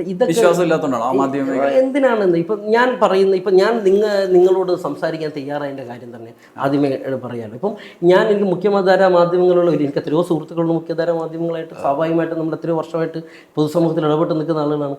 മുഖ്യധാരാ മാധ്യമങ്ങളായിട്ട് നമുക്ക് ഒരുപാട് വളരെ നല്ല ആത്മബന്ധം പോലെയുള്ള ആളുകളായിട്ടുണ്ട്. അവരുമായിട്ടൊക്കെ നിൽക്കുമ്പോൾ സ്വാഭാവികമായിട്ടും അവരുടെ ചാനലിൻ്റെ അജണ്ടകൾ ഉണ്ടാവും. അപ്പം ഞാനൊരു കാര്യം പറയുമ്പോൾ അവർക്ക് ഇഷ്ടമുള്ള കാര്യങ്ങൾ മാത്രം വെട്ടിയെടുത്തുകൊണ്ട് മാത്രമേ അവരത്. അപ്പം നമ്മൾ തമ്മിൽ സംസാരിക്കുമ്പോഴത്തേക്ക് നമ്മൾ തമ്മിൽ ആദ്യമേ സംസാരിച്ചപ്പോൾ കാര്യം എന്താ, നമ്മൾ സംസാരിക്കുന്ന കാര്യങ്ങൾ കൃത്യമായിട്ട് വെട്ടിമാറ്റപ്പെടാതെ ആളുകളിലേക്കെങ്കിലും എത്തണം. അല്ലെങ്കിൽ ഞാൻ പറയുന്ന ഇത്രയും നേരം ഞാൻ പറഞ്ഞ കാര്യത്തിൻ്റെ അകത്ത് പോലും പല കാര്യങ്ങളും വെട്ടി കൂട്ടിച്ചേർത്തുകൊണ്ട് പല നറേറ്റീവിലേക്കും എത്തിക്കാൻ പറ്റും. അങ്ങനെ ഇപ്പം ഞാൻ ഉപയോഗിക്കുന്നത് എൻ്റെ സോഷ്യൽ മീഡിയ തന്നെയാണ്. എനിക്കൊരു കാര്യം പറയണമെങ്കിൽ പൂർണ്ണമായിട്ട് ഞാൻ ആ സോഷ്യൽ മീഡിയയിലൂടെ പറയാനേ ശ്രദ്ധിക്കുള്ളൂ. അപ്പം മുഖ്യധാരാ മാധ്യമങ്ങൾക്കിടയിൽ നിന്നും ഇത്തരത്തിലൊരു കാര്യം വരുമ്പോൾ ഞാൻ പറഞ്ഞുകൊണ്ടിരിക്കുന്നത് എൻ്റെ ഇപ്പോൾ എല്ലാ ദിവസവും ഈ പറയുന്ന പോലെ തന്നെ ഞാൻ തെറ്റുകാരനല്ല എന്ന് പറഞ്ഞ് ബോധ്യപ്പെടുത്തേണ്ട ഒരു ആവശ്യം ഉണ്ടായിട്ടുണ്ടെന്ന് എനിക്ക് തോന്നുന്നില്ല. ഇപ്പോൾ എന്തുകൊണ്ട് വന്നില്ല, ഇപ്പം ചില രാഷ്ട്രീയ സാഹചര്യങ്ങൾ, ചില രാഷ്ട്രീയ ചുറ്റുപാടുകൾ ഇതുമായി ബന്ധപ്പെട്ട് വന്നു. അങ്ങനെ വന്നപ്പോൾ സ്വാഭാവികമായിട്ടും ഞാൻ ആ കേസിനെ പറ്റി പറയാൻ വേണ്ടി നിർബന്ധിതനാവുക ചെയ്തത്. അല്ലാതെ ഞാൻ എല്ലാ ദിവസവും രാവിലെ എനിക്കൊരിക്കലും ഒരു ഈ പറയുന്ന പോലെ തന്നെ ഒരു എന്താ പറയുന്നത് ഒരു ത്യാഗിയുടെ മുഖം കിട്ടണം, അല്ലെങ്കിൽ ഞാൻ എന്തോ ത്യാഗം ചെയ്തിരിക്കുന്നു എന്നുള്ളൊരു ഒരിക്കലും അത് അച്ഛൻ തന്നെ എന്നെ ശീലിപ്പിച്ചൊരു കാര്യമാണ്. അങ്ങനെ ഒരു ഇരവാദത്തിലോട്ട് പോകേണ്ട കാര്യമുണ്ടെന്ന് എനിക്കിന്നവരൊന്നുമില്ല. അതൊരു ഞാൻ ഇരയാവാത്തത് കൊണ്ടല്ല, പക്ഷേ എനിക്ക് അങ്ങനത്തെ ഒരു ഈ പറയുന്ന പോലെ തന്നെ അതൊക്കെ നേരിടാനുള്ള നല്ല കരുത്ത് എനിക്ക് ഈ പാർട്ടിയിൽ നിന്ന് കിട്ടിയിട്ടുണ്ട്. ഇത്തരത്തിലുള്ള ഒരു പ്രശ്നങ്ങൾ വന്നു കഴിഞ്ഞാലും പ്രതിസന്ധി വന്നാലും അതിനെയൊക്കെ പ്രതിരോധിച്ച് പോകാനുള്ള നല്ല ആത്മബലവും ഉൾക്കരുത്തൊക്കെ ഞാൻ പ്രവർത്തിച്ച് ഈ പാർട്ടി എനിക്ക് തന്നിട്ടുണ്ട്. അപ്പോൾ ഞാൻ ഇതൊക്കെ ചെയ്യുമ്പോഴത്തേക്ക് ഒരു വലിയൊരു ത്യാഗം മാർക്കറ്റ് ചെയ്യുന്നു, ഞാൻ ഇത്രയും ത്യാഗം അനുഭവിച്ചിരിക്കുന്നു എന്നൊന്നും പറഞ്ഞിട്ട് ആരുടെ മുമ്പിലും കരഞ്ഞിരിക്കാൻ വേണ്ടിയിട്ടുള്ള രീതിയിലേക്ക് ഞാൻ എൻ്റെ ജീവിതത്തിൽ ഇതുവരെ പരുവപ്പെട്ടിട്ടില്ല. ഞാൻ 366 ദിവസവും ഇഡിയും നർക്കോട്ടിക് ഏജൻസിയും ഒക്കെ തന്നെ എന്നെ ക്വസ്റ്റ്യൻ ചെയ്ത് അത്തരത്തിലേക്കുള്ള കാര്യങ്ങൾ ചെയ്തപ്പോഴും ഞാൻ തളർന്നു പോയിട്ടില്ല. അപ്പം അവർ പല രീതിയിലും എന്നെ തളർത്താൻ വേണ്ടിയിട്ടും പല രീതിയിലുള്ള സുന്ദരമായിട്ടുള്ള വാഗ്ദാനങ്ങൾ നൽകിയിട്ടും മാനസികമായ പീഡനങ്ങൾ നൽകിയിട്ടും ഒക്കെ പല രീതിയിലും എന്നെ ശ്രമിച്ചു നോക്കിയിട്ടുണ്ട്. പക്ഷെ അവർക്കൊന്നും അതിന് പറ്റാതിരുന്നത് എനിക്ക് ഞാൻ ജീവിച്ച ഈ പറയുന്ന ജീവിത സാഹചര്യങ്ങളിലൂടെ കടന്നുപോയതിൻ്റെ കൊണ്ട് മാത്രമാണ് ഞാൻ വിശ്വസിക്കുന്നത്. ഞാൻ ഇടപെട്ട എൻ്റെ ബാല്യം, എൻ്റെ കൗമാരം, എൻ്റെ സമരസംഘടനാ പ്രവർത്തനങ്ങൾ, ഞാൻ ഇടപെട്ട ജീവിതങ്ങൾ, ഇതൊക്കെ എനിക്ക് വലിയൊരു ഉൾക്കരുത്ത് തന്നിട്ടുള്ളൂ. അതുകൊണ്ട് മാത്രമാണ് ഞാൻ ആത്മഹത്യ ചെയ്യാതെ പിടിച്ചു നിന്നത്. അതൊരു മാത്രമായിട്ട് ഞാൻ ചുരുക്കുകയാണ് അവിടെ. ആത്മഹത്യ ചെയ്യാതെ ഞാൻ പിടിച്ചു നിന്നത് എനിക്ക് ഇത്തരത്തിലേക്കുള്ളൊരു ജീവിത സാഹചര്യങ്ങളിലൂടെ ഞാൻ കടന്നു പോയത് കൊണ്ട് മാത്രമാണ്. അല്ലാതെ ഈ ത്യാഗം മാർക്കറ്റ് ചെയ്യുക എന്നുള്ളൊരു പരിപാടി സഖാവ് കൊടിയിരിക്കില്ല. അത് എനിക്കും അങ്ങനെ ഇല്ല എന്നുള്ളതാണ്. ഞാൻ എന്തോ വലിയ കാര്യങ്ങൾ ഇത് എല്ലാം ചെയ്തിരിക്കുന്നു, എല്ലാം അനുഭവിക്കാൻ വേണ്ടി ഞാൻ ഇതിരിക്കുന്നുള്ള താനില്ല. അത് എന്നെ മനസ്സിലാക്കുന്ന ആളുകൾ മനസ്സിലാക്കിയിട്ടുണ്ട് എന്നാണ് ഞാൻ ഉൾക്കൊള്ളുന്നത്. ഈ കേസിലേക്ക് വരികയാണെങ്കിൽ അനൂപ് മുഹമ്മദിനെ അറസ്റ്റ് ചെയ്തതിന് ശേഷം ആദ്യം വാർത്ത വരുന്നു, താങ്കൾ ഇത്ര രൂപ 3 ലക്ഷം രൂപ അവൻ്റെ കടം കൊടുത്തു, അതിന്മേൽ അന്വേഷണം വരാൻ പോവാണെന്ന് വരുന്നു. പക്ഷേ ദിവസങ്ങളോളം പിന്നെ ഒന്നും ഉണ്ടായില്ല. പിന്നീട് കൃത്യമായി ഇവിടുന്ന് കംപ്ലൈൻറ്റുകൾ പോവുകയാണ്. എനിക്കൊന്ന് PK ഫിറോസ് ഒക്കെ നാർക്കോട്ടിക് സെല്ലിനടക്കം കംപ്ലൈൻറ്റ് കൊടുക്കുന്ന EDക്ക് മുസ്ലിം യൂത്ത് ലീഗിൻ്റെ സംസ്ഥാന പ്രസിഡന്റ് അധ്യക്ഷൻ അതിൻ്റെയൊക്കെ തുടർച്ചയായിട്ട് പിന്നീടൊരു നാടകീയമായിട്ട് താങ്കൾ അറസ്റ്റ് ചെയ്യപ്പെടുന്നു. പിന്നീടുള്ള കാര്യങ്ങളിലേക്ക് നമുക്ക് വരാം. അപ്പോൾ ഇങ്ങനെ ഒരു ആ പോയിന്റ് താങ്കൾക്ക് ഓർമ്മയുണ്ടോ? അപ്പോൾ അന്നത്തെ രാഷ്ട്രീയ സാഹചര്യം, CPIMന്റെ സംസ്ഥാന സെക്രട്ടറിയുടെ മകൻ, അങ്ങനെ ഒരു സാഹചര്യം, എന്നിട്ട് പോലും ഒരു പ്രതിരോധത്തിന് നിൽക്കാതെ താങ്കളുടെ പിതാവ് പറയുന്നു അത് എൻ്റെ വിഷയമല്ല എന്ന് പറയുന്നു, അത് വേറൊരു വ്യക്തിയുടെ വിഷയമാണെന്ന് പറയുന്നു. ആ ഒരു പോയിന്റ് ഓർമ്മയുണ്ടോ? ഇപ്പോൾ ഓർക്കുന്നുണ്ടോ എങ്ങനെയാണ് കടന്നു? ഞാൻ വേറെ അതിലൊരു വാചകമുണ്ടല്ലോ, വെട്ടിയ വെട്ട് മഴ മറന്നാലും മരം മറക്കില്ലല്ലോ. അതപ്പോൾ അത് ഞാൻ ഓരോ നിമിഷവും ഓർത്തുകൊണ്ടിരിക്കുന്ന കാര്യങ്ങളല്ലേ. അപ്പോൾ ആ ദിവസങ്ങളും എനിക്ക് അതൊക്കെ ഇപ്പോഴും എനിക്ക് എൻ്റെ ജീവിതത്തിൽ ഞാൻ മറക്കാൻ പാടില്ലാത്ത കാര്യങ്ങളാണ് അതൊക്കെ. കാരണം അത് എത്രമാത്രമാണ് എൻ്റെ അച്ഛൻ്റെ രോഗാവസ്ഥയെ ബാധിച്ചതെന്നുള്ള കൃത്യമായിട്ടുള്ള ബോധം എനിക്കുണ്ട്, എൻ്റെ അമ്മയ്ക്കുണ്ട്, എൻ്റെ ഭാര്യയ്ക്കുണ്ട്, എല്ലാവർക്കും ഉണ്ട്. അപ്പം അതൊരു മനഃപൂർവ്വമായിട്ട് അത്തരത്തിൽ നിൽക്കുന്ന സമയത്ത് പോലും മാനസികമായിട്ട് തളർത്തി കളയുക, എത്ര തന്നെ ശക്തനാണ് എന്ന് പറഞ്ഞു കഴിഞ്ഞാലും ഇത്തരത്തിലുള്ള അവസരം അതിനെയൊക്കെ അച്ഛൻ വളരെ സ്ട്രോങ് ആയിട്ട് തന്നെ നേരിട്ട രീതിയിൽ മുന്നോട്ട് പോയി എങ്കിൽ പോലും അത് ബാധിച്ചിട്ടുണ്ട് എന്നുള്ളത് ഞങ്ങൾക്കറിയാം. അതില്ല എന്ന് പറയുന്നതിലൊന്നും ഒരു അർത്ഥമില്ല, അത് സത്യമാണ്. പിന്നെ ഇപ്പോൾ കമ്മ്യൂണിസ്റ്റുകാർക്ക് അറിയാൻ പാടില്ല. ഇപ്പം നിങ്ങൾ പറഞ്ഞ ഇദ്ദേഹത്തിൻ്റെ ഇപ്പോൾ പി കെ ഫിറോസിൻ്റെയൊക്കെ കാര്യം എടുത്തു പറയുകയാണെങ്കിൽ അദ്ദേഹത്തിന് ഇത്തരത്തിലുള്ള ഒരു വിഷമം വന്നപ്പോൾ അദ്ദേഹത്തിൻ്റെ സഹോദരൻ അതെ അത്തരത്തിലുള്ള ഒരു കേസിൽ പെട്ടിരിക്കും. ഞാൻ അതിലോട്ടൊന്നും ഈ പറയുന്ന പോലെ അദ്ദേഹം പറഞ്ഞ കാര്യങ്ങൾ അദ്ദേഹം ചെയ്യണമെന്നേ പറഞ്ഞിട്ടുള്ളൂ. അല്ലാതെ അദ്ദേഹം ചെയ്ത പോലെ ഈ നിരന്തരം അങ്ങനെ പ്രസ്താവന നടത്താൻ പറ്റാത്ത വിഷയങ്ങൾ ഇല്ലാത്തതുകൊണ്ടല്ല. അദ്ദേഹത്തിനെ സംബന്ധിച്ചിട്ട് നിരന്തരമായുള്ള പരാതികൾ അല്ലെങ്കിൽ നിരന്തരമായുള്ള വിഷയങ്ങളൊക്കെ തന്നെ എത്രയോ കാര്യം. ഇപ്പം ഞാൻ ആ ഒരു ഫേസ്ബുക്കിൽ എഴുതിയതിന് ശേഷം എത്രയോ മുസ്ലിം ലീഗ്, എനിക്ക് ഏറ്റവും കൂടുതൽ പാർട്ടി സഖാക്കൾ കഴിഞ്ഞ് കഴിഞ്ഞാൽ മറ്റൊരു പാർട്ടിയിലെ ആളുകളുമായിട്ട് സൗഹൃദമുണ്ടെങ്കിൽ ഏറ്റവും കൂടുതൽ സൗഹൃദമുള്ളൊരു പാർട്ടി കൂടിയാണ് മുസ്ലിം ലീഗ്. അപ്പോൾ അങ്ങനെ മുസ്ലിം ലീഗിനെ സംബന്ധിച്ചിട്ട് മുസ്ലിം ലീഗിലെ എല്ലാ ആളുകളും മോശം എന്നുള്ളൊരു അഭിപ്രായമൊന്നും എനിക്കില്ല. മുസ്ലിം ലീഗ് ഒരു മതേതരത്വ പാർട്ടി തന്നെയാണ്. മതേതരത്വ പാർട്ടി നിൽക്കുന്ന ആ രീതി സ്വഭാവത്തിൽ നിന്നും അവർ മാറിപ്പോയിട്ടില്ല. പക്ഷെ അവർക്ക് കുറച്ച് കാലങ്ങളായിട്ട് സംഭവിച്ചുകൊണ്ടിരിക്കുന്ന ഇത്തരം ആളുകൾ കാരണം സംഭവിച്ചുകൊണ്ടിരിക്കുന്ന ചില കാര്യങ്ങളുണ്ട്. ബാഫയ്ക്ക് തങ്ങളും ഷിഹാബ് തങ്ങളും ഇപ്പോൾ CHU ഒക്കെ ഉണ്ടായിരുന്ന പാർട്ടി, ഇപ്പോൾ ബഹുമാനോട് സാദിഖലി തങ്ങളും ബഹുമാനപ്പെട്ട കുഞ്ഞാലിക്കുട്ടി സാഹിബൊക്കെ നയിക്കുന്നൊരു പാർട്ടിയിൽ ഇത്തരത്തിലുള്ള ആളുകൾ കടന്നുകൂടിയിട്ട് അവർ രാഷ്ട്രീയത്തെ വ്യക്തിപരമായിട്ടാണ് കാണുന്നത്. അവർക്ക് രാഷ്ട്രീയത്തെ രാഷ്ട്രീയമായിട്ട് കാണാൻ വേണ്ടിയിട്ട് പറ്റാത്തത് അവരുടെ രാഷ്ട്രീയ വളർച്ചയുടെ പ്രശ്നം കൊണ്ട് മാത്രമാണ്. അന്നത്തെ വിഷയത്തിലേക്ക് തിരിച്ചു വരികയാണെങ്കിൽ അന്ന് നിരന്തരമായിട്ട് പരാതി അയക്കുന്നു. ഇങ്ങനൊരു വിഷയം നടന്നപ്പോൾ സംഘപരിവാറിനാൽ നയിക്കപ്പെടുന്ന ഒരു ഏജൻസിയാണ് എൻഫോഴ്സ്മെന്റ് ഡയറക്ടർ എന്നെല്ലാം അറിയാം. അന്ന് ED സംബന്ധിച്ചിട്ട് കേരളത്തിൽ പറഞ്ഞ് കേട്ട അറിവുകൾ മാത്രമേ ഉള്ളൂ. മറ്റ് സ്റ്റേറ്റുകളിലൊക്കെ നടന്നുകൊണ്ടിരിക്കുന്ന കാര്യങ്ങളെ സംബന്ധിച്ചിട്ട് അറിവ് മാത്രമേ ഉള്ളൂ. ഇപ്പോൾ EDയുടെയും അല്ലെങ്കിൽ RSSനെയും സംബന്ധിച്ചിട്ട് ED ഉപയോഗിച്ചു കൊണ്ടുള്ള ഫസ്റ്റ് അവരുടെ ഒരു ഓപ്പറേഷന്റെ എന്ന് പറയുന്നത് ഞാനായിപ്പോയിന്നേ ഉള്ളൂ. അപ്പൊ അങ്ങനെ ഒരു രീതിയിലേക്ക് വരുമ്പോൾ പെട്ടെന്നൊരു പകപ്പ് എല്ലാവർക്കും ഉണ്ടായിട്ടുണ്ട്. അയ്യോ ഇങ്ങനെയൊരു ഇതിലോട്ട് വരികയാണല്ലോ, ഇതിലെങ്ങനെ ഇടപെടും എന്നൊക്കെ. അപ്പൊ അതിലോട്ട് നയിക്കപ്പെട്ടത് എങ്ങനെ? ഇപ്പം ഈ PK ഫിറോസ് എന്ന് പറയുന്ന അദ്ദേഹം നിരന്തരമായിട്ട് എൻഫോഴ്സ്മെന്റ് ഡയറക്ടറിന് പരാതി അയക്കുന്നു, നർക്കോട്ടിക് സെല്ലിന് പരാതി അയക്കുന്നു, ഇങ്ങനെ എന്തുകൊണ്ടാണ് കേസെടുക്കാത്തതെന്ന് പറഞ്ഞാൽ. അപ്പോൾ ഏകദേശം 7 to 11 പത്രസമ്മേളനത്വമാണ് എനിക്ക് വേണ്ടി മാത്രമായിട്ട് അദ്ദേഹം കഷ്ടപ്പെട്ട് നടത്തിയിട്ടുള്ളത്. ആ പത്രസമ്മേളനങ്ങളിൽ മുഴുവൻ അദ്ദേഹം പറഞ്ഞ കാര്യങ്ങൾ ഇപ്പോൾ അദ്ദേഹം റീവൈൻഡ് എടുത്തുകൊണ്ട് അദ്ദേഹത്തിൻ്റെ ജീവിത സാഹചര്യമായിട്ട് ചേർത്ത് നിർത്തുമ്പോൾ അദ്ദേഹം തന്നെ അത് സ്വയമേവ ചിന്തിക്കണം, എങ്ങനെയായിരിക്കും, എന്താണ് അദ്ദേഹം ചെയ്യേണ്ടത് എന്നുള്ളതിനെ സംബന്ധിച്ചിട്ട്. അപ്പം PK ഫിറോസിനെ സംബന്ധിച്ചിട്ടുള്ള ഇപ്പോൾ ഉള്ള കാര്യം എന്ന് പറഞ്ഞു കഴിഞ്ഞാൽ അദ്ദേഹം RSSന്റെ കയ്യിലേക്ക് ഇത്തരത്തിലേക്ക് ഒരു വടി, നമ്മളെ അടിക്കാനുള്ളൊരു വടി അദ്ദേഹം ഇട്ടുകൊടുത്തു. ആ ഇട്ടുകൊടുത്ത വടീൻ്റെ അകത്ത് യാതൊരു രീതിയിലുള്ള സത്യസന്ധമായിട്ടുള്ള കാര്യങ്ങളില്ല എന്നും അത് കൃത്യമായിട്ടുള്ളൊരു വസ്തുതയല്ല എന്നും മനസ്സിലാക്കി എടുക്കുമ്പോഴത്തേക്കും എൻ്റെ 1 വർഷവും 1 ദിവസവും കഴിഞ്ഞിരുന്നു. എൻ്റെ ജീവിതത്തിൽ എനിക്ക് വേണ്ടിയിരുന്ന എല്ലാം നഷ്ടപ്പെട്ടു കഴിഞ്ഞിരുന്നു. പക്ഷെങ്കിൽ ഞാൻ അതിൽ നിന്നൊക്കെ തിരിച്ചു കയറാൻ വേണ്ടിയിട്ടുള്ള ഒരു നല്ല ശക്തിയായിട്ടുള്ള ഒരു ബോധവും അല്ലെങ്കിൽ രാഷ്ട്രീയ ബോധവും എനിക്കുണ്ടായിരുന്നു എന്നുള്ളത് കൊണ്ട് മാത്രമാണ് ഞാൻ നിന്നുപോയത്. അതിലെൻ്റെ അച്ഛൻ എന്നുള്ളത് തന്നെയാണ് എൻ്റെ ഏറ്റവും വലിയ കരുത്തായിരുന്നത്. ഈ അച്ഛൻ അന്നേരം നിങ്ങളിപ്പോൾ ജയിലിലേക്ക് പോയി, അറസ്റ്റ് ചെയ്ത് കൊണ്ടുപോയി, പിന്നീട് പലപ്പോഴും എനിക്ക് തോന്നുന്നത് കമ്മ്യൂണിക്കേഷൻ പോലും നടന്നില്ല, വക്കീലുമായിട്ടുള്ള കമ്മ്യൂണിക്കേഷൻ പോലും ആദ്യഘട്ടത്തിൽ പ്രയാസമായിരുന്നു തോന്നല്ലേ? ആ ഒരു ഘട്ടം കഴിഞ്ഞ് അച്ഛനായിട്ടുള്ള കമ്മ്യൂണിക്കേഷൻ എപ്പോഴാണ് നടക്കുന്നത്? ഇതൊക്കെ നമ്മളിപ്പോൾ പറയുമ്പോൾ ഞാനിപ്പം അന്നത്തെ ഈ ED എന്ന് പറയുന്ന സംവിധാനത്തിൻ്റെ അകത്ത് കേസുണ്ട്. ലോകത്തിൽ എവിടെയെങ്കിലും ഒരു പ്രതിയായിട്ട് നിൽക്കുന്ന ഒരാൾക്ക് വക്കീലിനെ കാണാൻ വേണ്ടിയിട്ട് അവസരം കൊടുക്കാതിരുന്നത് ഇന്ത്യയുടെ ചരിത്രത്തിൽ എവിടെയും കേട്ടിട്ടുണ്ടോ? എന്നെ സംബന്ധിച്ചിട്ട് അതുണ്ടായിട്ടുണ്ട്. എനിക്ക് എൻ്റെ വക്കീലിൻ്റെ അടുത്ത് സംസാരിക്കാൻ വേണ്ടി 5 ദിവസം അവസരം തന്നില്ല. 5-ാമത്തെ ദിവസം എന്നെ കോടതിയിലേക്ക് പ്രൊഡ്യൂസ് ചെയ്യുമ്പോഴാണ് എനിക്ക് എൻ്റെ വക്കീലിനെ കാണാൻ പോലും അവസരം തന്നത്. വക്കീലും എൻ്റെ ബ്രദറും എന്നെ കാണാൻ വേണ്ടിയിട്ട് ED ഓഫീസിലേക്ക് വന്നപ്പം 5 ദിവസം വരെ കയറ്റിയില്ല. അപ്പം വക്കീൽ കോടതിയിൽ പറയുമ്പോഴത്തേക്കൊക്കെ അവർ ചെയ്ത എല്ലാ ദിവസവും, അതിനുശേഷം എല്ലാ ദിവസവും 1 മണിക്കൂർ ഏതെങ്കിലും ഒരു ഇൻവെസ്റ്റിഗേഷൻ ഏജൻസി എൻ്റെ വക്കീലുമായിട്ട് ഞാൻ സംസാരിക്കുന്നതിനറിയോ, ഇപ്പം ഞാനും നിങ്ങളും തമ്മിൽ ഇരിക്കുമ്പോൾ ഇതിൻ്റെ നടുക്ക് ഒരു ED ഓഫീസർ വന്നിരിക്കും. ഇങ്ങനെയാണ് എനിക്ക് കമ്മ്യൂണിക്കേറ്റ് ചെയ്യാൻ പറ്റുന്നുള്ളൂ. അപ്പോൾ അതൊക്കെ ഈ മനുഷ്യാവകാശത്തിൻ്റെയും പൗരാവകാശത്തിൻ്റെയും ഈ പറയുന്ന എല്ലാത്തിൻ്റെയും ലംഘനമാണ്. പക്ഷെ അതൊന്നും എൻ്റെ കാര്യത്തിൽ പാലിക്കപ്പെടുന്നില്ല. ഇതൊക്കെ നമ്മൾ കോടതിയിൽ പറയുന്നുണ്ട്. പക്ഷേ ഞാൻ പറയുന്ന കാര്യങ്ങളൊന്നും തന്നെയല്ല പുറത്തോട്ട് വരുന്നത്. എല്ലാം ED പറയുന്ന കാര്യങ്ങൾ മാത്രം മാധ്യമങ്ങൾ കൊടുത്തുകൊണ്ടേയിരിക്കുകയാണ്. ഞാൻ ജയിലിൽ പെട്ടതിന് ശേഷം അവിടെ വന്നിരുന്നുകൊണ്ടിരുന്ന പത്രം മാതൃഭൂമിയും മനോരമയും മാധ്യമമാണ്. വായിക്കാൻ പറ്റുമോ? 3 പത്രങ്ങൾ അവിടെ വന്ന്, മലയാളം പത്രങ്ങൾ വരുന്ന ഈ 3 പത്രങ്ങളാണ്. ഞാൻ അറസ്റ്റ് ചെയ്യപ്പെട്ട് ജയിലിനകത്തായി കഴിഞ്ഞിട്ടുള്ള 60 ദിവസം കഴിഞ്ഞിട്ടാണ് എനിക്ക് പത്രം കിട്ടുന്നത്. 60 ദിവസം പത്രമില്ല. അത് ആ 60 ദിവസത്തെ കാര്യം ഞാൻ പറയാം. 60 ദിവസം കഴിഞ്ഞിട്ടാണ് എന്നെ മെയിൻ ജയിലിലേക്ക് മാറ്റുന്നത്. അന്ന് കോവിഡിൻ്റെ പശ്ചാത്തലത്തിൽ കൂടെ നിൽക്കുന്നു. അപ്പോൾ അങ്ങനെ നിൽക്കുന്ന സമയത്ത് ആ 60 ദിവസം കഴിഞ്ഞിട്ടാണ് എനിക്ക് പത്രം പോലും കിട്ടുന്നതെന്ന സംവിധാനങ്ങൾ ആലോചിച്ചോളൂ. അന്നും എല്ലാ ആഴ്ചയും ഓരോ ഈ പറയുന്ന എല്ലാ 3 ദിവസം കൂടുമ്പോൾ ഏതെങ്കിലും ഒരു എന്നെ സംബന്ധിച്ചിട്ട് വാർത്ത, അല്ലെങ്കിൽ ആരോ പറഞ്ഞ വാർത്ത, അല്ലെങ്കിൽ ഏതെങ്കിലും ഒരു കാര്യങ്ങൾ ആ സമയത്ത് നടക്കുമ്പോൾ എല്ലാ ദിവസവും ഞാൻ മുൻപ് എന്നെ സംബന്ധിച്ചിട്ടൊരു കാര്യം ചോദിച്ചപ്പോൾ ഇപ്പം മലയാളികളുടെ ചായക്കൊപ്പോൾ സ്നാക്സാണ് ബിനീഷ് കോടിയേരി എന്ന് ഞാൻ പറഞ്ഞിട്ടുണ്ട്.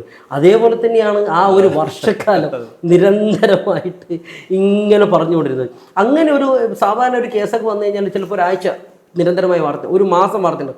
1 വർഷം പൂർണ്ണമായിട്ടും എനിക്കെതിരായിട്ട് വാർത്തയുണ്ട്. 1 വർഷം പൂർണ്ണം. അതിപ്പം എല്ലാ ദിവസവും ഒരു രാഷ്ട്രീയ പ്രശ്നം, ഏതെങ്കിലും ഒരു ചാനൽ ഡിബേറ്റ് നടന്നു, TV അവിടെ നമുക്ക് വെച്ചോളൂ, മലയാള ചാനൽ അവിടെ നിന്ന് എപ്പോഴും ആ ദിവസമുള്ള ഒരു ദിവസം പോലും ഏതെങ്കിലും ഒരു ചാനലിൽ ഏതെങ്കിലും ഒരു പ്രതിപക്ഷ പാർട്ടിയുടെ ആൾ എൻ്റെ പേര് കോറിയാത്ത ഒരു ചർച്ചയും ഉണ്ടായിട്ടില്ല. അത് വേണമെങ്കിൽ ആ 1 വർഷക്കാലം എടുത്തു നോക്കിയാൽ മതി. പക്ഷെ ഇങ്ങനെ അത്രയും ഒരു വർഷക്കാലമൊക്കെ നിരന്തരമായിട്ട് ഒരു ദിവസം പോലും ഒഴിയാതെ തരത്തിലേക്ക് എന്നെ ആക്രമിച്ച് അത്തരത്തിലേക്ക് കൊണ്ടുപോയി.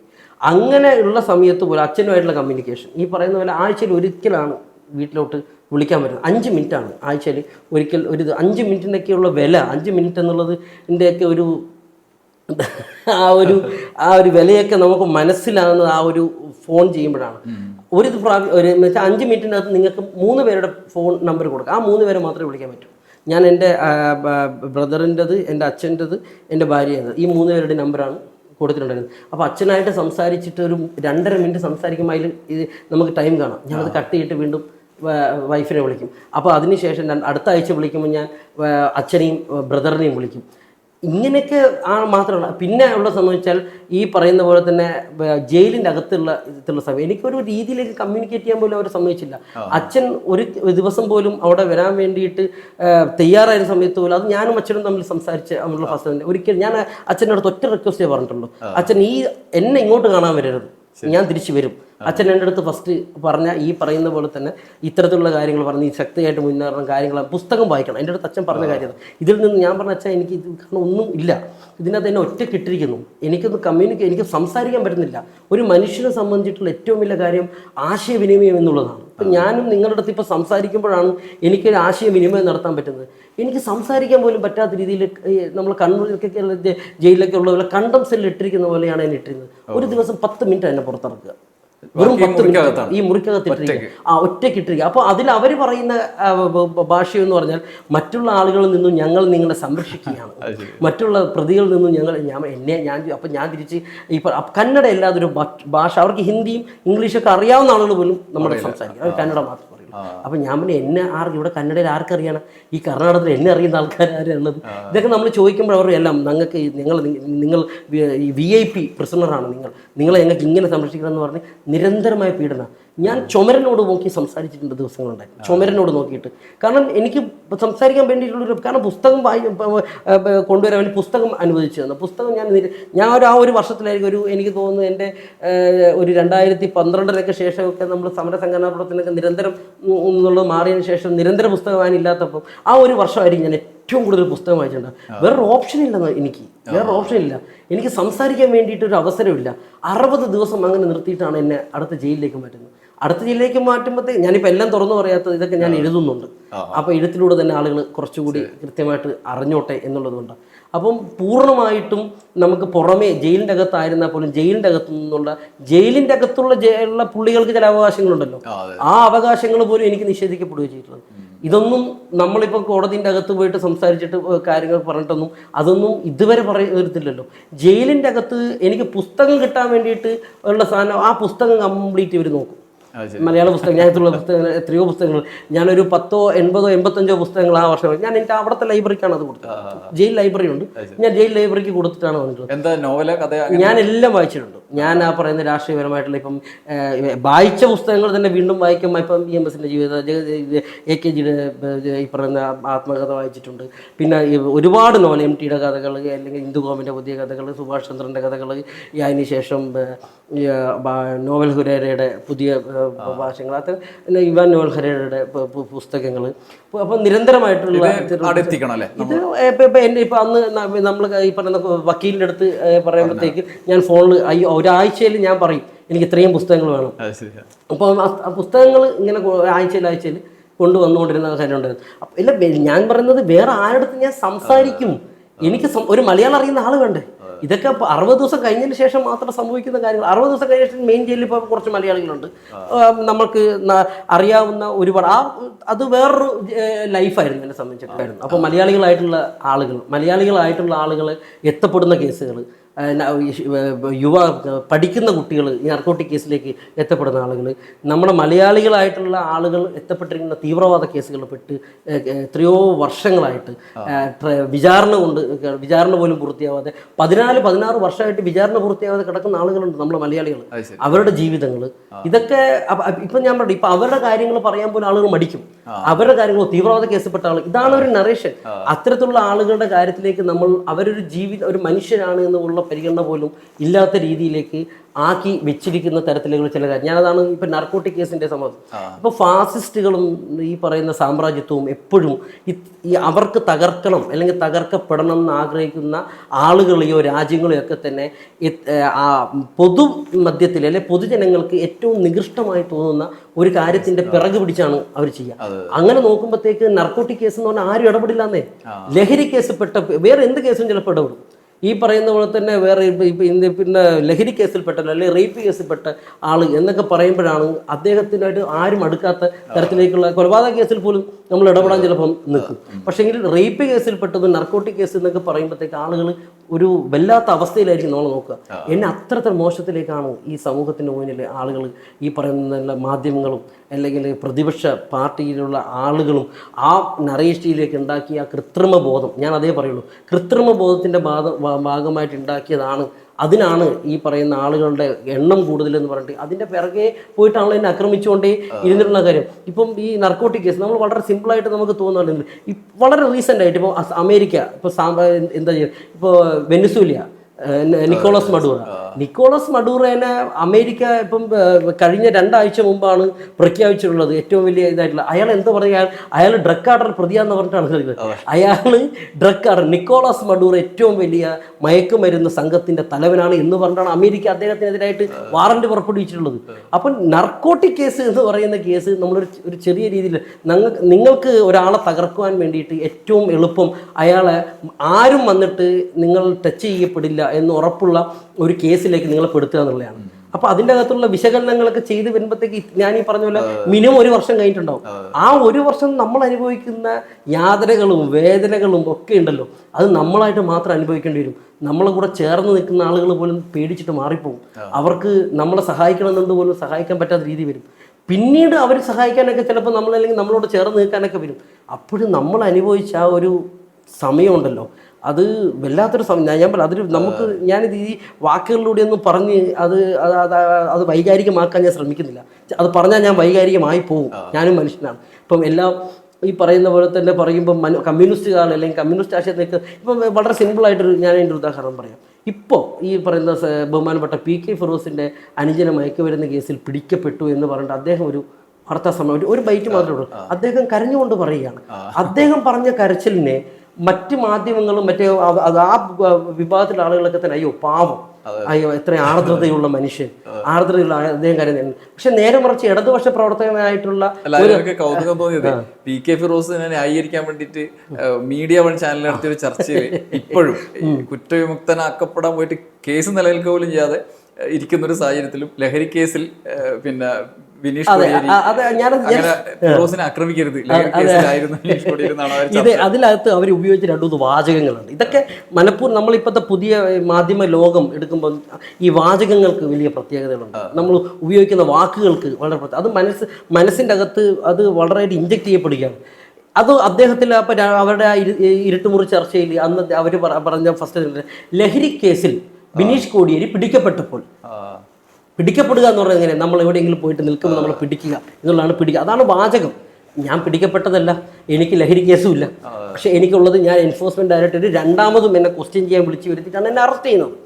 രണ്ടാമതും ക്വസ്റ്റ്യൻ ചെയ്യാൻ ഞാൻ എനിക്ക് വേണമെങ്കിൽ അന്നൊക്കെ വേറെ പല കാര്യങ്ങളും പറഞ്ഞിട്ട് മാറായിരുന്നു, പല രീതിയിലും എനിക്ക് മാറിപ്പോയി. ഞാൻ അതിനൊന്നും തയ്യാറായില്ല. കാരണം ഞാൻ എന്തിനു മാറണം എന്നുള്ളൊരു വല്ലാത്തൊരു, പക്ഷേ അത് രാഷ്ട്രീയമായിരുന്നു, രാഷ്ട്രീയമായിട്ട് പിടിക്കും എന്നുള്ളൊരു ബോധം അന്ന് എനിക്ക് ഉണ്ടാവണമായിരുന്നുള്ളത് പിന്നീട് വരുന്ന കാര്യം. പക്ഷെ ഞാൻ അന്ന് എൻ്റെ ഷൂസിൽ നിന്ന് ഞാൻ ചിന്തിക്കുമ്പോൾ എന്താ ചിന്തിക്കേണ്ടത്, ഞാൻ എന്തിനു മാറിയിരിക്കണം, ഞാൻ പോയില്ലെങ്കിലാണല്ലോ എന്നെ ആളുകൾ വേറെ തരത്തിൽ ചിന്തിക്കാന്നല്ല ഞാൻ ചിന്തിക്കേണ്ട കാര്യമുള്ളൂ.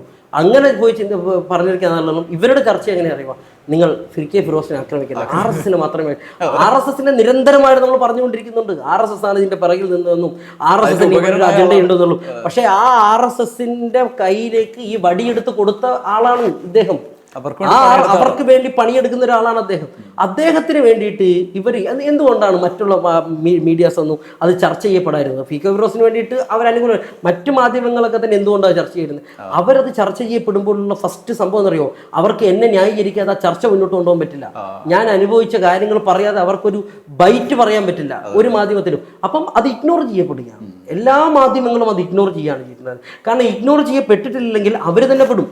കാരണം ഇത്രയും നാളും അവർ പറഞ്ഞ ആ നെറേറ്റീവ് മുഴുവൻ തെറ്റാണെന്ന് അവർ തന്നെ പറയപ്പെടുന്ന രീതിയിലേക്ക് ആ ചർച്ച തുടക്കം പോലും അവർക്ക് അങ്ങനെ ചെയ്യേണ്ടി വരും. അതുകൊണ്ട് മാത്രമല്ല, പക്ഷേ വളരെ കൃത്യമായിട്ട് ജമാഅത്തെ ഇസ്ലാമിയുടെ ഭാഗമായി നിൽക്കുന്ന മീഡിയ അതിന് തയ്യാറായതുകൊണ്ടാണ്. അതാണ് ഞാൻ മുസ്ലിം ലീഗിന്റെ നേരത്തെ ഇപ്പോഴത്തെ അപജയത്തെക്കുറിച്ച് പറഞ്ഞത്. മുസ്ലിം ലീഗിന്റെ അകത്ത് ജമാഅത്തെ ഇസ്ലാമി പിടിമുറുക്കുന്നു എന്നുള്ളതിന് ഏറ്റവും വലിയ തെളിവാണ് PK ഫിറോസിനെ പോലുള്ള ആളുകൾ. അദ്ദേഹത്തിന്റെ അപ്പോൾ അത്തരത്തിലുള്ള ആളുകൾ എന്ത് ചെയ്താലും നിങ്ങളിപ്പോൾ എടുത്തു വന്ന് നോക്കൂ, ബഹുമാനപ്പെട്ട KT ജലീൽ MLA ഒരുപാട് കാര്യങ്ങൾ പറയുന്നുണ്ട്. അതിനെക്കുറിച്ചുള്ളൊരു ചർച്ച നടത്താൻ വേണ്ടി ഏതെങ്കിലും ആളുകൾ അപ്പോൾ വളരെ കൃത്യമായിട്ട് അത് പൊതുജന ചർച്ച ചെയ്യുന്നുണ്ടെന്നുള്ള ബോധം കൃത്യമായിട്ട് സോഷ്യൽ മീഡിയ മനസ്സിലാക്കുന്ന ആളുകൾക്കുണ്ട്. അദ്ദേഹം ചെയ്തിട്ട് അദ്ദേഹത്തിൻ്റെ വരുമാനം എങ്ങനെ, അദ്ദേഹം വീട് വെച്ചത് എങ്ങനെ, അദ്ദേഹത്തിൻ്റെ വീട് വെച്ചതിനെ സംബന്ധിച്ചിട്ട് ആരോ കടം കൊടുത്തു തന്നെ പുതിയൊരാൾ വന്നിട്ടുണ്ട്. അത് ഒരു കേസിന്റെ ഭാഗമായിട്ട് ഇപ്പൊ എന്നെ സംബന്ധിച്ചിട്ട് എന്റെ കേസിനെ വെച്ച് നോക്കുമ്പോൾ ഞാൻ അനൂപ് മുഹമ്മദിന് പണം കൊടുത്തതാണല്ലോ ഈ കേസുമായി ബന്ധപ്പെട്ടുള്ള കാര്യമായിട്ട് എനിക്ക് ഉള്ള കാരണം. ഇപ്പൊ PK ഫിറോസിന്റെ അനുജൻ കേസിൽപ്പെട്ടിരിക്കുന്നു. PK ഫിറോസിന്റെ അനുജന് കിട്ടിയ പണം ഇടുന്നു എന്ന് പറഞ്ഞ് ചർച്ച ചെയ്യുമ്പോൾ ഇതെല്ലാം ഒരു കളത്തിന്റെ അകത്ത് വരച്ചിടാൻ വേണ്ടിയുള്ള അതേ രീതിയിലേക്ക് വരച്ചു കൊണ്ടിടാൻ പറ്റും. പക്ഷെ ഇപ്പോൾ അതിനൊന്നും ഞാൻ തയ്യാറാവാത്തത്. അങ്ങനെയല്ല രാഷ്ട്രീയത്തെ കൈകാര്യം ചെയ്യേണ്ടത്. അത് വ്യക്തിപരമായിട്ടുള്ള കാര്യമാണെന്നുള്ള നല്ല രാഷ്ട്രീയ ബോധം അവർക്ക് ആ രാഷ്ട്രീയ ബോധം ഇല്ല. അവരുടെ രാഷ്ട്രീയ ബോധം എന്ന് പറഞ്ഞാൽ വ്യക്തിപരമായിട്ടുള്ള ബെനിഫിറ്റുകൾ മാത്രമേ ഉള്ളൂ. വ്യക്തിപരമായിട്ടുള്ള ബെനിഫിറ്റിന് വേണ്ടിയിട്ട് വ്യക്തിപരമായിട്ട് അപനിർമ്മിതമായിട്ടുള്ള കഥകൾ പറയുക, അധമ മാർഗങ്ങൾ സ്വീകരിച്ച് കാര്യങ്ങൾ പറയുക, അത് എന്തും പറയുക എന്നുള്ളതാണ്. ഇപ്പം PK ഫിറോസിനെ സംബന്ധിച്ചിട്ട് അത്തരത്തിലൊരു കേസ് പറയുമ്പോൾ മീഡിയ വണ്ണ് ഇത്തരത്തിലേക്കുള്ള ഒരു സംവിധാനം PK ഫിറോസിനെ നിങ്ങൾ ഉപദ്രവിക്കരുത്, നിങ്ങളുടെ പോരാട്ടം നടത്തേണ്ടത് നിരന്തരമായിട്ട് പോരാട്ടം നടത്തിക്കൊണ്ടിരിക്കുന്ന എൻ്റെ ലൈഫിൻ്റെ അകത്ത് അത്രയും സ്ട്രോങ് ആയിട്ട് നിൽക്കുന്ന, അല്ലെങ്കിൽ എനിക്ക് ഈ പറയുന്ന പോലെ അന്ന് ആ കസ്റ്റഡി, ഇപ്പം ഞാൻ ഇതുവരെ പറയാത്തൊരു കാര്യം കൂടി വെളിവാക്കിയാണ്. അന്ന് കസ്റ്റഡിക്കകത്ത് നിന്നും RSSന്റെ ഭാഗമായിട്ട് ഭരണകൂടത്തിൻ്റെ ഭാഗമായിട്ട് എനിക്ക് തന്ന ഓഫർ ഞാൻ അക്സെപ്റ്റ് ചെയ്തിരുന്നെങ്കിൽ ഇതൊന്നും എനിക്ക് പ്രശ്നമല്ല. പക്ഷെ അന്നുണ്ടെങ്കിൽ എനിക്ക് ഒന്നും നഷ്ടപ്പെടില്ലായിരുന്നു. പക്ഷെ ഞാൻ എൻ്റെ സ്വത്വം നഷ്ടപ്പെടുത്തി ജീവിക്കണം. ഞാൻ എൻ്റെ സ്വത്വത്തിനെ തള്ളി പറഞ്ഞുകൊണ്ട്, നിരാകരിച്ചുകൊണ്ട്, ചതിച്ചുകൊണ്ട് ജീവിക്കണം. അങ്ങനെ ഒരു സ്വത്വത്തെ നഷ്ടപ്പെടുത്തിക്കൊണ്ട്, സ്വത്വത്തെ ചതിച്ചുകൊണ്ട് ഞാൻ ജീവിച്ച ജീവിതത്തെ ഇല്ലാതായിക്കൊണ്ട്, എൻ്റെ അച്ഛൻ നിന്ന പാർട്ടിയെ വഞ്ചിച്ചുകൊണ്ട് അങ്ങനെ ഒന്നും ഞാൻ ചെയ്യില്ല എന്നുള്ള വളരെ എൻ്റെ ജീവിതം നഷ്ടപ്പെട്ടാലും ഞാൻ ചെയ്യില്ല എന്നുള്ള എൻ്റെ ഉറപ്പാണ്. ഇനി ആ ഉറപ്പ് മാത്രമേ ഉണ്ടായിരുന്നുള്ളൂ എന്നെ സംബന്ധിച്ചിട്ട്. അതിൽ ഞാൻ ചെയ്യില്ല എന്നുള്ളത് മുന്നോട്ട് പോയത്. അല്ലെങ്കിൽ എല്ലാ സൗഭാഗ്യങ്ങളും എനിക്ക് കിട്ടിയത്. എനിക്ക് എൻ്റെ അടുത്ത് പറഞ്ഞിരിക്കുന്ന കാര്യങ്ങളൊക്കെ ഇതിൻ്റെ ഈ ഞാൻ അന്നും പറഞ്ഞൊരു കാര്യമുണ്ട്. ഭയം എന്ന് പറയുന്നത് നമ്മൾ മുന്നിൽ നിന്നൊരാളെ അടിക്കുകയോ നമ്മൾ മുന്നിൽ നിന്നിട്ട് പെരുമാറ് കാണിച്ച് നിൽക്കുന്നതൊന്നുമല്ല ഈ പറയുന്ന പോലെ തന്നെ ധൈര്യം എന്ന് പറയുന്നത്. അല്ലെങ്കിൽ ഭയം എന്ന് പറയുന്നത് നിങ്ങളെ മുന്നിൽ നിന്ന് കാണിക്കുമ്പോൾ നിങ്ങൾ എന്താണ് ആളുകൾ വന്ന് നിൽക്കുമ്പോൾ നിങ്ങൾ ഞാൻ അടിക്കുമ്പോഴത്തേക്ക് എന്താ അടിക്കടാന്ന് പറഞ്ഞ് നിൽക്കുന്ന ആ ഭയത്തിനോട് നിൽക്കുന്നതല്ല ധൈര്യം എന്ന് പറയുന്നത്. നിങ്ങളുടെ ജീവിതം മുഴുവൻ ഇല്ലാണ്ടാവും. നിങ്ങളുടെ ജീവിതം മുഴുവൻ ഇല്ലാണ്ടാക്കാൻ പോകുന്നു. നിങ്ങളുടെ ജീവിതത്തിൻ്റെ ഏറ്റവും വലിയ നിങ്ങൾ കാണുന്ന നിങ്ങളുടെ അച്ഛനെ നിങ്ങൾ വേറെ നിങ്ങളുടെ ജീവിതത്തിൽ ഉണ്ടാക്കുന്ന എല്ലാ സൗഭാഗ്യങ്ങളും ജീവിതത്തിൽ ഉണ്ടാക്കിയ എല്ലാ സൽപ്പേരുകളും നഷ്ടപ്പെടുത്തി നിങ്ങൾ കാരണം നിങ്ങളുടെ അച്ഛൻ അത്തരത്തിലേക്ക് ആകാൻ പോകുന്നു. നിങ്ങളുടെ അമ്മയ്ക്ക് പുറത്തിറങ്ങാൻ പറ്റാകുന്നു. നിങ്ങളുടെ ഭാര്യയ്ക്ക് നിങ്ങൾക്ക് പുറത്തിറങ്ങി നടക്കാൻ പറ്റാത്ത സ്ഥിതിയാകുന്നു. നിങ്ങളുടെ കുഞ്ഞുങ്ങൾക്ക് സ്കൂളിൽ പോലും പോകാൻ പറ്റാത്ത രീതിയിലേക്ക് നിങ്ങളുടെ കുട്ടികളിലേക്ക് നിങ്ങളുടെ സ്കൂൾ കുട്ടികളെ നിങ്ങൾ ആക്കാൻ പോകുന്നു. നിങ്ങളുടെ കൂടെ ചേർന്ന് നിന്നിരിക്കുന്ന നിങ്ങളുടെ സുഹൃത്തുക്കൾ, നിങ്ങളുടെ ഭാഗമായിട്ട് നിന്ന ആളുകൾ, അവരെ സമൂഹം തള്ളിപ്പറയാൻ പോകുന്നു. നിങ്ങൾ പുറത്തിറങ്ങിയാൽ പോലും ആരും നിങ്ങളുടെ അടുത്തോട്ട് വരാതെ രീതിയിലേക്ക് നിങ്ങളുടെ ജീവിതമാക്കാൻ പോകുന്നു എന്ന് വന്ന് കാണിക്കും ആണ് ഭയം. അതാണ് ഭയം. ആ ഭയത്തിനെ നേരിടുക എന്നുള്ളതാണ് ഏറ്റവും വലുത് ഞാൻ കാണുന്നത്. ഞാൻ മനസ്സിലാക്കുന്ന അതാണ് ഭയം എന്നുള്ളതാണ്. എല്ലാം നഷ്ടപ്പെടുമ്പോഴും ആ ഭയത്തിന് മുന്നിൽ നമ്മൾ നല്ല ഉറപ്പോട് കൂടിയിട്ട് എൻ്റെ രാഷ്ട്രീയ ബോധത്തെ മുറുകെ പിടിക്കാൻ എനിക്ക് പറ്റിയിട്ടുണ്ടോ എന്നുള്ളതാണ് എൻ്റെ ജീവിതത്തിൽ ഏറ്റവും വലിയ ചോദ്യം. അത് പറ്റിയിട്ടുണ്ടെന്നുള്ളത് ഞാൻ എൻ്റെ ജീവിതം കൊണ്ട് കാണിച്ചു തന്നിട്ടുണ്ട്.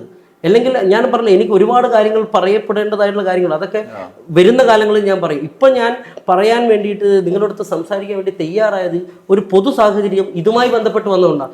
നാളെ വീണ്ടും ഇത്തരത്തിലുള്ള സാഹചര്യങ്ങൾ വരില്ല എന്ന് ഉറപ്പ് പറയാൻ പറ്റില്ല. നാളെയും ഇത്തരത്തിലുള്ള സാഹചര്യങ്ങൾ പലർക്കും വരാം. അങ്ങനെ സാഹചര്യങ്ങൾ വരും, ഞാൻ വീണ്ടും വന്ന് സംസാരിക്കാം. അതാണ് നല്ലതെന്നാണ് എനിക്ക് തോന്നുന്നത്. മറ്റൊന്ന് ഈ ജാമ്യത്തിൻ്റെ ഒരു പ്രോസസ്സാണ്. ഈ 366 ദിവസം കിടക്കുമ്പോൾ സ്വാഭാവികമായിട്ടും ഇപ്പം നമ്മൾ മറന്നു നിൽക്കുന്ന ഒരു സമയമാണെന്നാണല്ലോ വെപ്പ്. അപ്പം ഈ ഘട്ടത്തിൽ നമ്മൾ ആലോചിക്കുമ്പോൾ എന്തുകൊണ്ട് ആ ജാമ്യം പോലും കിട്ടിയില്ല എന്നുള്ള നില വരും. എനിക്ക് തോന്നുന്ന ആ സമയത്ത് വന്ന വാർത്തകൾ തന്നെ ഉണ്ടായിരുന്നു, ജാമ്യം കിട്ടാതിരിക്കാനുള്ള നീക്കങ്ങൾ തന്നെ പലപ്പോഴും ഹാജരാകാത്ത അവസ്ഥ, നീട്ടിവെക്കാൻ ആവശ്യപ്പെടുന്ന അവസ്ഥ, ഒരിക്കൽ പോലും ജാമ്യാപേക്ഷ പരിഗണിക്കാവുന്ന സാഹചര്യം പോലും ഇടയിൽ അപൂർവമായിട്ടേ വന്നിട്ടുള്ളൂ അല്ലേ? അതെന്താ ആ സമയത്ത് സംഭവിച്ചത്? എൻ്റെ കേസ് ഞാൻ ഒരു അഡ്വക്കേറ്റാണ്. അത് ഈ പറയുന്ന ആ കേസ് പഠിക്കുന്ന ആളുകൾക്ക് ഇങ്ങനെയൊക്കെ എന്ത് സംഭവിച്ചു, അന്ന് നിങ്ങളുടെ അഡ്വക്കേറ്റ് ഇങ്ങനെ ചെയ്താൽ പോരായിരുന്നു, അങ്ങനെ ചെയ്താൽ പോരായിരുന്നു എന്നൊക്കെ നമ്മളുടെ അടുത്ത് പോലും ചോദിക്കുന്ന അവസ്ഥയാണ്. പക്ഷേ അന്നത്തെ സ്ഥിതി അങ്ങനെ. നിങ്ങൾ ആദ്യം മനസ്സിലാക്കേണ്ടത്, ഒരു ഭരണകൂടം ഒരാളെ തകർക്കുവാൻ വേണ്ടി തീരുമാനിച്ച് ഇറങ്ങിക്കഴിഞ്ഞാൽ എന്ത് തന്നെ നിങ്ങൾ ചെയ്തിട്ടും കാര്യമില്ല. എത്രയോ അനുഭവങ്ങൾ നമ്മൾ മുന്നിൽ ഇപ്പോൾ കിടക്കുക. സഞ്ജീവ് ഭട്ടിൻ്റെ അനുഭവം നമ്മൾ മുമ്പില്ലേ, ഉമർ ഖാലിദിൻ്റെ ഇതില്ലേ, ഷെർസീൽ ഹെയിൻബാഗ് സമരനായകൻ അതില്ലേ, ഇപ്പോഴും ജയിലിലല്ലേ. എന്തെങ്കിലും നമുക്ക് ചെയ്യാൻ പറ്റുന്നുണ്ടോ? എന്തെങ്കിലും നമുക്ക് സമരം നടത്താൻ പറ്റുന്നുണ്ട്, നമ്മൾ ഫേസ്ബുക്ക് ക്യാമ്പയിൻ നടത്തുന്നുണ്ട്. അവരുടെ ജീവിതത്തിൻ്റെ അകത്ത് ഒരു നിയമപരമായിട്ടുള്ള എന്തെങ്കിലും രീതിയിലേക്കുള്ളൊരു കാര്യം ചെയ്യാൻ വേണ്ടി പറ്റും. അത് ഭരണകൂടം തീരുമാനിച്ചിരിക്കുന്നതാണ്. ഭരണകൂടം നിങ്ങളെ ഇല്ലാതാക്കണം തീരുമാനിച്ച ഒരു കേസിൽ പെടുത്തണം തിരിച്ചാൽ നിങ്ങൾ എത്ര തന്നെ ശക്തനാണെങ്കിലും ശരി, അതിന് നിങ്ങൾക്ക് പറ്റില്ല. എല്ലാ സാഹചര്യങ്ങളും നമുക്കെതിരാകുന്ന രീതിയിൽ അന്ന് നിങ്ങളുടെ പൊതുസമൂഹം നിങ്ങളെ എതിർക്കും, നിങ്ങളുടെ മാധ്യമങ്ങൾ നിങ്ങളെ എതിർക്കും, നിങ്ങളുടെ ഭാഗമായിട്ട് നിൽക്കുന്ന എല്ലാ മിഷനറികളും നിങ്ങളെ എതിർക്കും. അപ്പോൾ നിങ്ങൾ ഒറ്റയ്ക്ക് നിൽക്കേണ്ടി വരും. അങ്ങനെ ഒറ്റയ്ക്ക് നിൽക്കുമ്പോൾ പോലും നിങ്ങൾക്ക് അതിനെ നേരിടാൻ കെൽപ്പുണ്ടോ എന്നുള്ളതാണ് ചോദ്യം. ജാമ്യാവസ്ഥയായിട്ട് ബന്ധപ്പെട്ട് എൻ്റെ കേസ് പരിഗണിച്ചത് 6 ജഡ്ജിമാരാണ്. ഇത് ഒരു വർഷത്തിനിടയ്ക്ക് ഒരു ജഡ്ജിൻ്റെ റോസ്റ്റർ എന്നാണ് പറയുക. 2 മാസമായിരിക്കും 2 മാസം ഒരു ജഡ്ജി മുഴുവൻ കേൾക്കും. മാറുന്നതിൻ്റെ ഒരാഴ്ച വിധി പറയാൻ വേണ്ടി നിൽക്കുമ്പോഴത്തേക്ക് വീണ്ടും എന്തെങ്കിലും ഒരു കാര്യം പറഞ്ഞിട്ട് ED ഒരു ഇത് കൊടുത്തവർ ഇനിയിപ്പം എൻ്റെ ടേം കഴിഞ്ഞ് നിങ്ങൾ അടുത്തേക്ക് കൊണ്ടുവരും. ഇങ്ങനെ ഒരു വർഷത്തോളം 6 ജഡ്ജിമാർ എൻ്റെ ഇത് കേട്ടു. അവസാനം വന്ന ജഡ്ജി എല്ലാം തീർന്ന് നടക്കുന്ന സമയത്ത് വീണ്ടും ED സമയം ചോദിച്ചു പറഞ്ഞു നിങ്ങൾക്ക് വാദിക്കാൻ വേണ്ടി. അപ്പോൾ പറഞ്ഞു അന്ന് എൻ്റെ കേസ് വളരെ ഏറ്റവും പ്രധാനപ്പെട്ട കാര്യമാണ് ഈ പറയാൻ പോകുന്നത്. എൻ്റെ കേസ് വാദിക്കാൻ എപ്പോഴും വന്നിരുന്നത് അഡ്വക്കേറ്റ് SV രാജുവും അഡ്വക്കേറ്റ് അമൻ ലേഖിയാണ്. ഇവർ രണ്ടുപേരും ആരാണെന്ന് നിങ്ങൾ മാത്രം ഒന്ന് ആലോചിച്ചാൽ മതി. അമിത്ഷായുടെ കേസ് എൻ്റെ പേഴ്സണൽ വക്കീലാണ് SV രാജു. ഇപ്പം സോളിസിറ്റർ ജനറൽ, അഡീഷണൽ സോളിസിറ്റർ ജനറലാണ് സുപ്രീം കോടതിയിലെ. നേരത്തെ ഉണ്ടായിരുന്ന അമൻ ലേഖി എന്ന് പറയുന്ന അഡ്വക്കേറ്റ് എന്ന് പറയുന്നത് നേരത്തെ ഉണ്ടായിരുന്ന ലേഖിയുടെ ഹസ്ബൻഡാണ്. നേരത്തെ ഉണ്ടായിരുന്ന കേന്ദ്രമന്ത്രി. കേരളക്കാർക്കും അല്ലെങ്കിൽ നമ്മുടെ ഇടതുപക്ഷ പ്രവർത്തകർക്ക് പെട്ടെന്ന് അറിയാൻ വേണ്ടി പറ്റുന്നത് CPM പ്രവർത്തകരുടെ കണ്ണ് ചൂഴ്ന്നെടുക്കും എന്ന് പറഞ്ഞ് അവരുടെ ഭർത്താവാണ് അന്ന് സ്പെഷ്യൽ പ്രോസിക്യൂട്ടറായിട്ട് EDക്ക് വേണ്ടി ഹാജരാണ്. അപ്പോൾ എത്രമാത്രമാണ് എൻ്റെ ആ കേസ് RSS നോക്കിക്കണ്ടിരുന്നത്, എടുത്തിരുന്നത്, സീരിയസ് ആക്കി എടുത്തിരുന്നത് എന്ന് അത് മാത്രം നോക്കിക്കണ്ടാൽ മതി. ഈ ചരിത്രത്തിൽ തന്നെ ഇപ്പം സമാനമായിട്ടുള്ള കേസുകൾ ഇപ്പം ഉണ്ടാവും. ഇപ്പം ഞാൻ നേരത്തെ പറഞ്ഞ പോലെ ബന്ധപ്പെടുത്തി ഇപ്പം ഞാൻ അനുഭവിച്ചതിനേക്കാളൊക്കെ സമാനതകളില്ലാത്ത ദുരിതമാണ് ഇപ്പം ഞാൻ നേരത്തെ പറഞ്ഞ 3 പേരും അനുഭവിക്കുന്നുണ്ടാവുക. ഇപ്പോഴും അവർക്ക് ചിലപ്പം അല്ലെങ്കിൽ അവരുടെ കുടുംബങ്ങൾക്ക് അവരോട് ചേർന്ന് നിൽക്കുന്ന ആളുകൾക്ക് ചിലപ്പോൾ ഞാൻ ഈ പറയുന്നത് കണക്റ്റ് ആവും. മറ്റുള്ളവർക്കൊക്കെ ഇതൊരു കഥയായിട്ട് മാത്രമേ തോന്നുള്ളൂ. നമ്മുടെ സ്വന്തം ജീവിതം അനുഭവമായിട്ട് പറയുമ്പോൾ മറ്റുള്ളവർക്ക് അത് കഥകളായിട്ടേ തോന്നുള്ളൂ. കാരണം നമ്മളാണ് അനുഭവിച്ചിട്ടുള്ളത്. ഇപ്പം ഞാൻ ഈ പറയുന്ന അനുഭവങ്ങൾ മാത്രമായിട്ടും അവരുടെ ജീവിതമായിട്ടും തോന്നുന്നത് ഞാൻ ഈ പറഞ്ഞ കുറച്ച് ഇത്തരത്തിലേക്കുള്ള അനുഭവിച്ചിരിക്കുന്ന ആളുകൾക്ക് മാത്രമേ ഉള്ളൂ. ഒരു നിയമവ്യവസ്ഥയെ തന്നെ നോക്കുകുത്തിയായിട്ട് കാര്യങ്ങൾ ചെയ്യാൻ വേണ്ടി ED തയ്യാറാകുന്നു. അതിന് ഭരണകൂടം അത് പൂർണ്ണമായിട്ട് ഉപയോഗിക്കുന്നു. അതെന്തിന് എന്നൊരു ക്വസ്റ്റ്യൻ, അത് പൂർണ്ണമായിട്ടുള്ളതാണ് എന്നുള്ളതാണ്. അപ്പം അത് രാഷ്ട്രീയപരമായിട്ട് നേരിടാൻ എന്നുള്ളതല്ലാണ്ട് നമുക്ക് വേറെ വഴിയൊന്നും. അവസാനം ഹൈക്കോടതി ഇത് തിരിച്ചറിഞ്ഞു അല്ലെ? അവസാനത്തേക്ക് ഈ അവസാനം വന്ന ജഡ്ജി അത് നിങ്ങൾക്ക് വാദിക്കാൻ നിങ്ങൾക്ക് അഡ്വക്കേറ്റ് വരുന്നില്ല എന്ന് നിങ്ങൾ എഴുതി തരണം എന്ന് പറഞ്ഞു. അപ്പോൾ EDക്ക് പ്രത്യേകിച്ച് വേറെ ഒന്നും പറയാനല്ലോ, പറഞ്ഞുകൊണ്ടിരിക്കുന്ന കഥകളില്ലല്ലോ. ഇപ്പോൾ ED വകുപ്പിനെ സംബന്ധിച്ചിട്ട് മാത്രമാണ് ഒരു വകുപ്പുള്ളത്. ബേർഡൻ ഓഫ് പ്രൂഫ് എന്ന് പറയുന്നത് എൻഫോഴ്സ്മെന്റ് ഡയറക്ടറേറ്റിന്റെ നിയമത്തിൽ മാത്രമുള്ള സാധനം. ഇപ്പം ഞാൻ നിങ്ങളെ കൊണ്ട് ഇപ്പം നമ്മുടെ ആരോപണം ഉന്നയിക്കുന്ന ആളുകളെ പോലെയാണ്. ഇപ്പോൾ ബഹുമാനപ്പെട്ട PK ഫിറോസ് ഒക്കെ പറയുന്ന പോലെയാണ്. ഒരു ആരോപണം ഞാൻ നിങ്ങളെ കൊണ്ട് പറഞ്ഞാൽ അത് ആരോപണം തെളിയിക്കേണ്ട ഉത്തരവാദിത്വം നിങ്ങൾക്കാണ്. അതെങ്ങനെ ഒരു ഏജൻസിക്ക്, ഇപ്പോൾ CBIക്ക് ഇല്ല, ഇൻകം ടാക്സിനില്ല, അല്ലെങ്കിൽ പോലീസിനില്ല, അല്ലെങ്കിൽ NIAക്കില്ല, ഇവർക്ക് ആർക്കും ഇല്ലാത്ത അധികാരമാണ് EDക്ക്. ED ഒരു കാര്യം നിങ്ങളെ കൊണ്ട് പറഞ്ഞാൽ ആ കാര്യം ശരിയല്ല എന്ന് ഞാൻ തെളിയിച്ചോളണം. ഇപ്പം എന്നെ കൊണ്ട് ED ഒരു കാര്യം പറയുകയാണ്, ഇദ്ദേഹം ഇത്രയും പൈസ ഈ പറയുന്ന പോലെ തന്നെ കള്ളപ്പണം വെളുപ്പിച്ചിട്ടുണ്ട് എന്ന് പറഞ്ഞു കഴിഞ്ഞാൽ അത് കള്ളപ്പണം വെളുപ്പിച്ചിട്ടുണ്ട്, അത് കള്ളപ്പണമല്ല, കാര്യങ്ങളല്ല, അത് പൈസയേ അല്ല എന്ന് പറയുന്ന പോലെ തന്നെ അത് അക്കൗണ്ടിൽ വന്നിട്ടുള്ളതാണ്, അത് വരുമാനമല്ല എന്നൊക്കെ ഞാൻ തെളിയിച്ചോളണം. എന്നാൽ നമ്മൾ ഇൻകം ടാക്സ് ഫയൽ ചെയ്തിട്ടുണ്ട്, കാര്യങ്ങളുണ്ട്, എല്ലാം ഉണ്ട്. ഇതൊന്നും ഉണ്ടാവില്ല. അവരൊരു അലിഗേഷൻ പറയുക. ഇപ്പം എന്നെ കൊണ്ട് പറഞ്ഞ പോലെ തന്നെ അനൂപ് മുഹമ്മദ് ഈ പറയുന്ന പോലെ തന്നെ ബിസിനസ് ചെയ്യാൻ വേണ്ടിയിട്ടുള്ള പൈസ കൊടുത്തിരിക്കുന്നത് ഞാനാണ് എന്ന് പറഞ്ഞു കഴിഞ്ഞാൽ ഞാൻ അത് തെളിയിക്കാൻ ഞാൻ എങ്ങനെ തെളിയിക്കും? ഞാൻ കൊടുത്തിരിക്കുന്നത് എഗ്രിമെൻറ്റ് ഈ പറയുന്ന പോലെ തന്നെ ഉണ്ട്, ആ എഗ്രിമെൻ്റ് ഉണ്ട്, ഞാൻ അക്കൗണ്ട് വഴിയാണ് പൈസ കൊടുത്തിട്ടുള്ളത്. അല്ലെങ്കിൽ ഇദ്ദേഹം എനിക്ക് തിരിച്ച് 1 രൂപ തരണം. ഇദ്ദേഹത്തിൻ്റെ ഞാൻ കൊടുത്ത പൈസ എന്തെങ്കിലും തിരിച്ച് 1 രൂപ തരണം. അത് അങ്ങനത്തെ ഒരു ബിസിനസ് നടന്നിട്ട് എനിക്ക് അക്കൗണ്ടിലൂടെ തിരിച്ചു തന്നാൽ മാത്രമേ അത് കള്ളപ്പണം വെളുപ്പിക്കലാവുന്നുള്ളൂ. അങ്ങനെയാണെങ്കിൽ EDക്ക് കേസെടുക്കാൻ പറ്റുന്നുള്ളൂ. ഇതൊന്നുമില്ല. ഇവർക്ക് തോന്നുന്ന പോലെ ആളുകളെ ഇപ്പം എന്നെ സംബന്ധിച്ചിട്ട് പറ്റിയ ഞാൻ കാണുന്നത് കേരളത്തിൻ്റെ ആദ്യത്തെ പരീക്ഷണ വസ്തു ഞാനാണ് EDയെ സംബന്ധിച്ചിട്ട്. പിന്നീട് ആളുകൾക്ക് അത് ബോധ്യപ്പെട്ടു. പക്ഷെ അന്ന് നമ്മുടെ ആളുകൾക്ക് പോലും അത് അത്രത്തോളം ബോധ്യപ്പെട്ടിട്ടുണ്ടോ എന്നുള്ളത് എനിക്ക് സംശയമുണ്ട്. കാരണം എല്ലാവരും ഒരു പകപ്പായിരുന്നു. ഞാൻ നേരത്തെ പറഞ്ഞ പോലെ ലഹരി കേസല്ലേ, ഇതിലൊക്കെ എങ്ങനെ വിടുള്ളൂ? ഇങ്ങനത്തെ ഒരു കേസിൽ ഇടപെടാൻ പറ്റുമോ? ലഹരി കേസ് എന്നല്ലേ പറഞ്ഞുകൊണ്ടേ ഇരിക്കുന്നത്. അങ്ങനത്തെ ഒരു കേസേ അല്ല എന്ന് മനസ്സിലാക്കി എടുക്കാൻ 4 മാസം എടുത്തു. മനസ്സിലായില്ലേ? നാർക്കോട്ടിക് കൺട്രോൾ ബ്യൂറോ കുറ്റപത്രം കൊടുത്തിട്ട് പോലും എനിക്ക് 8 മാസം കഴിഞ്ഞാൽ ജാമ്യം കിട്ടിയത്. നാർക്കോട്ടിക് കൺട്രോൾ ബ്യൂറോ കുറ്റപത്രം കൊടുത്തിട്ട് പോലും എനിക്ക് 8 മാസം കഴിഞ്ഞാൽ ജാമ്യം തരുന്നത്. അപ്പം ഇത്രയും നർക്കോട്ടിക്, അതാണല്ലോ മെയിൻ കേസ്. നർക്കോട്ടിക് കേസുമായി ബന്ധപ്പെട്ടിട്ടുള്ള കള്ളപ്പണം വെളുപ്പിക്കൽ എന്നാണല്ലോ ഇവർ അവകാശപ്പെടുന്നത്. അപ്പൊ ആ നർക്കോട്ടിക് കേസിൽ ഞാൻ പ്രതിയാണോ? നർക്കോട്ടിക് കേസിൽ പ്രതിയല്ല. പിന്നെ EDക്ക് സ്വന്തമായിട്ട് കേസ്, അതാണല്ലോ ഇപ്പം സുപ്രീം കോടതി നടന്നുകൊണ്ടിരിക്കുന്ന റിവിഷൻ പെറ്റീഷന്റെ അകത്ത് നടന്നുകൊണ്ടിരിക്കുന്ന കാര്യമാണ്. ഇതൊക്കെയാണ് ഈ EDയുടെ വിപുലമായ അധികാരം. ഇപ്പം CPMനെ സംബന്ധിച്ചിട്ട് EDയുടെ അധികാരം ഇല്ലാതാക്കുമെന്ന് തന്നെ പ്രകടന പത്രികയിൽ വെച്ച ഒറ്റ രാഷ്ട്രീയ പാർട്ടി ഇന്ത്യയിലുള്ളൂ, അത് CPM ആണ്. അപ്പൊ അതൊരു വലിയ തിരിച്ചറിവിന്റെ കൂടി ഭാഗമാണ്. ഇത്തരത്തിലേക്കുള്ള കാര്യങ്ങൾ ED എങ്ങനെയാണ് ഉപയോഗിക്കുന്നത്, ED എങ്ങനെയാണ് ഒരു ആളുകളെ ഈ പറയുന്ന രാഷ്ട്രീയപരമായിട്ട് ഇല്ലാതാക്കാൻ ശ്രമിക്കുന്നുള്ള കൃത്യമായ തിരിച്ചറിവ് CPM ഉള്ളതുകൊണ്ടാണ് ഈ CPMന്റെ പ്രകടന പത്രികയെ പോലും അത് ഉൾപ്പെടുത്തിയിട്ടുള്ളത്. ഒരുപക്ഷെ ആ കാലത്ത് സംസ്ഥാന സെക്രട്ടറി എന്നുള്ള നിലയിൽ കോടിയേരി ബാലകൃഷ്ണന് ഈ പൊതുസമൂഹത്തിൻ്റെ മുന്നിൽ വലിയ ഡാമേജ് ഉണ്ടാക്കുന്ന പ്രചരണങ്ങൾക്ക് ഒരു കാരണമായിട്ടുണ്ട്. നേരിട്ട് നമ്മൾ ആലോചിക്കുമ്പോൾ ഒരു പിണറായി വിജയനോ അല്ലെങ്കിൽ വേറെ നാഷണൽ ലെവൽ ഏതെങ്കിലും കോൺഗ്രസ് നേതാവ് ഉൾപ്പെടെയുള്ള ആളുകൾക്കെതിരെ വരുന്ന ഈ ഒരു തരത്തിലുള്ള കേസുകളൊക്കെ വരുന്നുണ്ട്. അതിനപ്പുറത്ത് നേരിട്ടല്ലാതെ കൈകാര്യം ചെയ്യാൻ വേണ്ടി ബിനീഷിൻ്റെ കേസ് കൃത്യമായി ഉപയോഗിച്ചിട്ടുണ്ട്. ഒരു പക്ഷേ കേരളത്തിൽ ഈ പിണറായി തലമുറയ്ക്ക് ശേഷം ഒരു മുൻനിരയിൽ നിൽക്കേണ്ട ഒരു ഫയർ എന്ന് പറയാവുന്ന രീതിയിൽ അന്ന് തന്നെ BJPക്കൊക്കെ വലിയ അലോസരം ഉണ്ടാക്കിയ ഒരു നേതാവാണ് കോടിയേരി ബാലകൃഷ്ണൻ. അതിൻ്റെ ഒരു ലക്ഷ്യം അവർക്ക് ഉണ്ടായിട്ടുണ്ടാവണം. അങ്ങനെ പരോക്ഷമായിട്ട് ഒരാളെ മകനെ അതിൽ ഉൾപ്പെടുത്തിയിട്ട് കൈകാര്യം ചെയ്ത് കളയാം എന്ന് വിചാരിച്ചിട്ടാവണം ഈ കേസ് ഉണ്ടാക്കിയതെന്ന് ബിനീഷ് കരുതുന്നുണ്ടോ കാര്യത്തിൽ? അല്ലാതെ വേറൊരു കാര്യമില്ലല്ലോ അതിനെ സംബന്ധിച്ചിട്ടുണ്ടായിരുന്നത് അവരുടെ മുന്നിലുണ്ടായിരുന്ന നിയമസഭ തദ്ദേശ തെരഞ്ഞെടുപ്പുകൾ തന്നെയായിരുന്നു. ആ 2 ഇലക്ഷനിൽ നിന്നും അച്ഛനെ ഇത്തരത്തിലേക്ക് മാറ്റി നിർത്തപ്പെടുക എന്നുള്ളതും അല്ലെങ്കിൽ പാർട്ടി യാത്രയിലേക്ക് ആ പൊതുസമൂഹത്തിൽ ഇതാക്കണമെന്നുള്ളതാണ് അവർ ഉദ്ദേശിച്ചത്. പക്ഷേ അച്ഛൻ അത്തരത്തിലേക്ക് ഒരു സ്റ്റാൻഡ് എടുക്കുമെന്ന് അവരാരും കഴിയില്ല. അപ്പൊ അച്ഛൻ തന്നെ ഒരു സ്റ്റാൻഡ് എടുത്തു, ഞാൻ മാറി നിൽക്കാനൊരു സ്റ്റാൻഡ് എടുത്തു. അപ്പൊ ഇതെല്ലാം തകർന്നു. പിന്നീട് ഇതിന്റെ അകത്തേക്ക് ഒരു സ്ഥിതിയിലോട്ട് പോകുമ്പോഴത്തേക്ക് പിണറായി സഖാവ് കഴിഞ്ഞ് കഴിഞ്ഞാൽ നിൽക്കുന്നത് പാർട്ടി എന്ന രീതിയിൽ നിൽക്കുന്ന പാർട്ടിയുടെ ഫേസ് കോടിയേരി ബാലകൃഷ്ണൻ. അപ്പം ഇങ്ങനത്തെ ഒരു കേസ് വന്നു. സ്വാഭാവികമായിട്ടും എല്ലാ തരത്തിലേക്കുള്ള ഫോക്കസും ഇപ്പുറത്തേക്കും ആവുകയും പാർട്ടി എന്ന രീതിയിൽ വളരെ ഡാമേജ് ആയിട്ട് പോവുകയും ചെയ്യുന്നുള്ളൊരു ആർക്കും ഊഹിക്കാവുന്ന ഒരു രാഷ്ട്രീയമാണത്, ആ രാഷ്ട്രീയമാണത്. അപ്പം അതിനുശേഷം അവർക്ക് പറ്റിയ അവസ്ഥ എന്താ, അച്ഛൻ സെക്രട്ടറി സ്ഥാനത്ത് നിന്ന് മാറിയെന്നെങ്കിൽ പോലും വളരെ സ്ട്രോങ് ആയിട്ട് തദ്ദേശ സ്വയംഭരണ സ്ഥാപനത്തിൽ നിയമസഭ തന്നെ ഇറങ്ങി വർക്ക് ചെയ്തു, എല്ലാം കോർഡിനേറ്റ് ചെയ്തു. അച്ഛൻ തന്നെയാണ് അന്ന് ഈ പറഞ്ഞ പിണറായി സഖാവ് അച്ഛൻ തന്നെയാണ് എല്ലാ കാര്യങ്ങളും ചെയ്തത്. അതിൽ മാത്രമാണ് അവർ തകർന്നു പോയത്. അച്ഛൻ ഇതോട് കൂടിയിട്ട് ഈ പറഞ്ഞ പൊതുപ്രവർത്തനം അവസാനിപ്പിക്കാൻ പോകുന്നു, പൊതുപ്രവർത്തനത്തിൽ നിന്ന് മാറി നിൽക്കാൻ പോകുന്നു. സ്വാഭാവികമായിട്ടും അസുഖത്തെക്കുറിച്ച് അവർക്ക് വളരെ നല്ല ധാരണയുണ്ടായിരുന്നു. അതാണ് മനുഷ്യത്വം. ആർ എസ് എസിന്റെ ഏറ്റവും വലിയ നമ്മൾ നോക്കിക്കാണും, ആർ എസ് എസിന് മനുഷ്യത്വം ഇല്ല.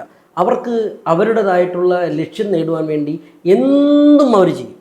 അത്തരത്തിലേക്കുള്ള ലക്ഷ്യത്തിലേക്ക് പോകാൻ വേണ്ടി എന്തും ചെയ്യാൻ വേണ്ടി തയ്യാറായിട്ടുള്ള ഒരു ഗ്രൂപ്പാണ് അത്. അവരുടെ രാഷ്ട്രീയം അങ്ങനെ. അപ്പം അവരുടെ രാഷ്ട്രീയം, അപ്പം അതിൽ അവരൊരു തെറ്റൊന്നും പറയാൻ വേണ്ടിയിട്ട് എനിക്ക് തോന്നുന്നില്ല. കാരണം അവരുടേതായിട്ടുള്ള രാഷ്ട്രീയം ചെയ്യുന്നതെന്ന് മാത്രമേ ഉള്ളൂ.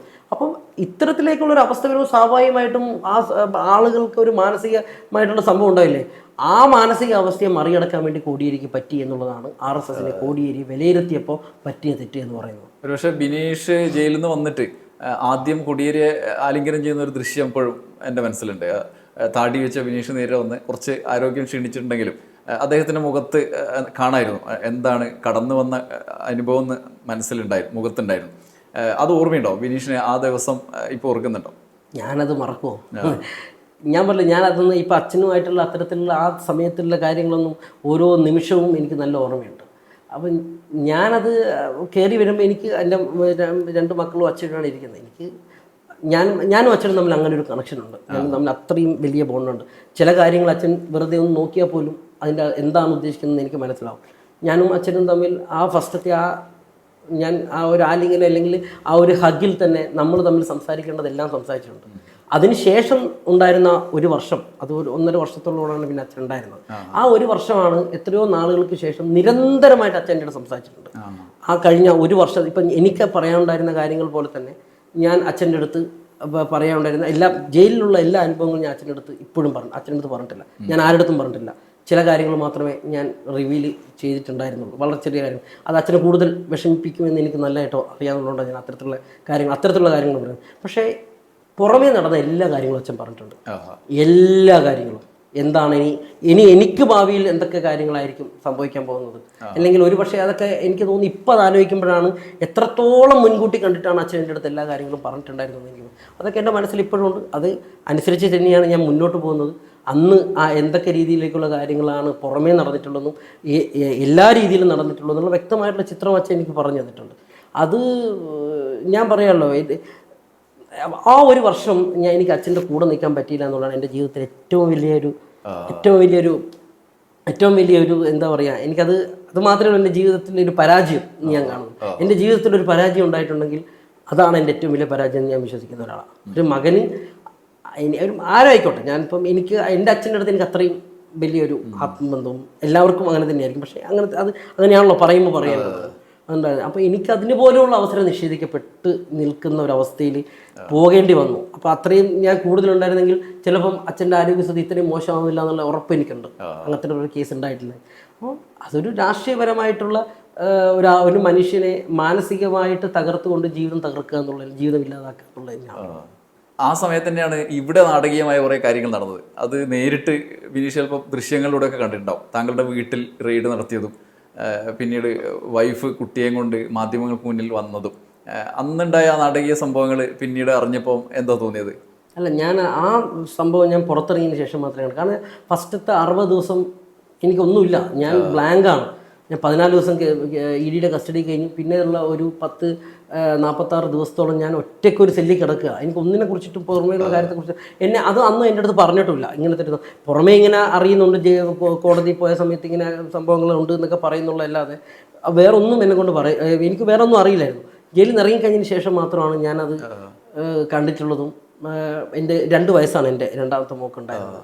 അപ്പം അതൊക്കെ എങ്ങനെയാണ് എൻ്റെ ഭാര്യ അങ്ങനെ ഒരു പൊളിറ്റിക്കൽ ബാക്ക്ഗ്രൗണ്ടിലുള്ള ഒരു ആളൊന്നുമല്ല. പക്ഷെ അവളത് വളരെ ശക്തമായി നേരിട്ടു. എൻ്റെ ലൈഫിൻ്റെ അകത്ത് എനിക്ക് കിട്ടിയിട്ടുള്ള ATM കാർഡ് അതെ അത് ക്രെഡിറ്റ് കാർഡ് ഇതൊക്കെ ഒരു സിനിമാ കഥ പോലെ മാത്രം നമുക്ക് തോന്നുന്നു. അത് അനൂപ് മുഹമ്മദിന്റെ ക്രെഡിറ്റ് കാർഡിന്റെ പിറകിൽ ഞാൻ ഒപ്പിട്ടിരിക്കുന്നു. ആ ക്രെഡിറ്റ് കാർഡ് എൻ്റെ വീട്ടിൻ്റെ അകത്ത് നിന്ന് കിട്ടുന്നു. ഇതൊക്കെ ഒരു അത് പറയുമ്പോൾ പോലും അത് അങ്ങനെയുള്ള കഥ പോലും അതൊരു പൊട്ടത്തരവും നമുക്ക് ഇപ്പം പറയുമ്പോഴത്തേക്ക് നമുക്ക് അങ്ങോട്ടും ഇങ്ങോട്ടും കേൾക്കുമ്പോൾ തന്നെ ചിരി വരുന്നുണ്ട്. പക്ഷെ അന്ന് അതുപോലും മാധ്യമങ്ങൾ വളരെ എന്തോ തെളിവ് കിട്ടിയിരിക്കുന്നു, ഇതാ തെളിവ് കിട്ടിയിരിക്കുന്നു, ഏറ്റവും വലിയ തെളിവ് ഇതാ, എല്ലാത്തിന്റെ തെളിവ് ഇതാ, ഈ കിടക്കുക കൊണ്ടുവെക്കായിരുന്നു. സ്വാഭാവികമായിട്ട് അത് കണ്ടുകൊണ്ടാണല്ലോ ഭാര്യ ബഹളം വെച്ചത്. ആ ബഹളം വെച്ചതിന്റെ ഭാഗമായിട്ടുള്ള അവർക്കത് ചെയ്യാൻ വേണ്ടി പറ്റാതെ അല്ലാതെ പിന്നീട് അവർ പാവപ്പെട്ട് കൊടുക്കുന്നതന്നെ പിന്മാറി. പക്ഷെ അന്നത്തേക്കുള്ള എൻ്റെ രണ്ടാമത്തെ മോൾ ഇപ്പോഴും ഞാൻ അവൾക്കിപ്പോഴും ഞാൻ 3-4 ദിവസമൊക്കെ കുറേ മാറി നിന്ന് ഇപ്പോഴും ഭയങ്കര ഒരു പ്രശ്നമാണ്. കാരണം അവളോട് അന്ന് ഞാൻ പോയി ഇല്ലാത്ത സമയത്തും ആ വൈഫ് പറയുന്നത് തലശ്ശേരിയിലാണെന്നുള്ള. അപ്പോൾ എപ്പോഴും തലശ്ശേരി പോകണം എന്ന് അവളിങ്ങനെ പറഞ്ഞുകൊണ്ടേയിരിക്കും. അന്ന് ആ 2 വയസ്സുള്ള കുട്ടിക്ക് വന്ന ഒരു മനസ്സ് അതൊക്കെ ഇനി ഭാവിയിൽ മാറുമായിരിക്കാം. കാരണം നമുക്ക് അങ്ങനെ അതിനെ എടുക്കാൻ പറ്റുള്ളൂ. ഇതിനും വലിയ പ്രയാസങ്ങൾ അനുഭവിച്ച ഈ പറയുന്ന പോലെ തന്നെ പ്രതിസന്ധികളൊക്കെ നേരിട്ടിരുന്ന ആളുകളാണല്ലോ നമ്മൾ പോയിക്കൊണ്ടിരുന്നത്. അപ്പം അതും നമുക്ക് നേരിടാനൊക്കെ പറ്റും. പക്ഷേ അന്ന് നമ്മൾ നേരിട്ടപ്പോൾ നമ്മൾ ഒറ്റക്കായിപ്പോയി എന്നൊരു വല്ലാത്ത വിഷമമുണ്ട്. അല്ലാതെ അതിനുണ്ട്. അത് ചിലപ്പോൾ നിങ്ങളുടെ സുഹൃത്തുക്കൾ പോലും അന്നൊരു പിന്തുണ പുറമേ നിന്ന് നൽകാൻ പോലും അതെന്താ വെച്ചാൽ അത് തന്നെയാണ് അതിൻ്റെ ഏറ്റവും വലിയ ആളുകൾ മനസ്സിലാക്കേണ്ട ഒരു കാര്യം. എൻ്റെ സുഹൃത്തുക്കളെ പോലും ആക്രമിക്കുകയല്ലേ. എനിക്ക് എൻ്റെ ഫോട്ടോ ഇട്ടിട്ട് ഒരു ഫേസ്ബുക്കിൽ ഒരു ഫോട്ടോ പോസ്റ്റ് ചെയ്ത ആളുകളെ മുമ്പ് ഞാനൊരു അവർ ഇല്ല ഞങ്ങൾക്ക് അറിയാം ഇത് ശരിയല്ല, ഇത് രാഷ്ട്രീയപരമായി ഉണ്ടാക്കിയ കേസാന്ന് പറഞ്ഞ് ഇപ്പോൾ ഒരു 50-100 വരെ ഉണ്ടാവുള്ളൂ മാക്സിമം അങ്ങനെ ചെയ്തിട്ടുണ്ടാവും. ആ 100 പേരെയും ഇല്ലാതാക്കുന്ന രീതിയിലേക്കുള്ള ഇതാണ്. കാരണം അവരെ ഞാൻ പുറത്തിറങ്ങിയതിന് ശേഷം അല്ലെങ്കിൽ എൻ്റെ ആ കേസിൻ്റെ വിധി വന്നതിന് ശേഷം ചിലപ്പോൾ എന്നെക്കാളും ആഹ്ലാദിച്ചിട്ടുണ്ടാകുന്നതും സന്തോഷിച്ചിട്ടുണ്ടാകുന്നതും സന്തോഷം കൊണ്ട് കരഞ്ഞിട്ടുണ്ടാകുന്നതും എൻ്റെ കൂടെ നിന്ന എൻ്റെ സുഹൃത്തുക്കളും എൻ്റെ കൂടെ ഉണ്ടായിരുന്ന സഖാക്കളുമായിരിക്കും. കാരണം അവരെ അത്രത്തിലും ചിലപ്പോൾ അവരുടെ കൂടെ നമ്മൾ ഒരേ രീതിയിൽ നിൽക്കുന്ന ആളുകൾ പോലും നിനക്കൊന്നും വേറെ പണിയില്ലടാ, ഇയാളുടെയൊക്കെ ഫോട്ടോ ഇട്ടിട്ട് നടക്കാൻ വേണ്ടി ഇങ്ങനത്തെ ഒരു മയക്ക് വരുന്ന കച്ചവടക്കാരൻ്റെ കൂടിയാണോ ഇങ്ങനത്തെ. അപ്പം ഞാൻ പറഞ്ഞു ഇപ്പം എനിക്കത് വളരെ ലാഘവത്തോടു കൂടി പറയാൻ പറ്റുന്നുണ്ട്. പക്ഷെ അന്നതല്ല. അവരുടെ കമൻറ്റ് ബോക്സിൽ കൊണ്ട് നിരന്തരമായി ആക്രമിക്കുന്നു. നിരന്തരമായിട്ട് അവർക്ക് പോലും പുറത്തിറങ്ങാൻ പറ്റാത്ത രീതിയിലാക്കിയിട്ടുണ്ട്.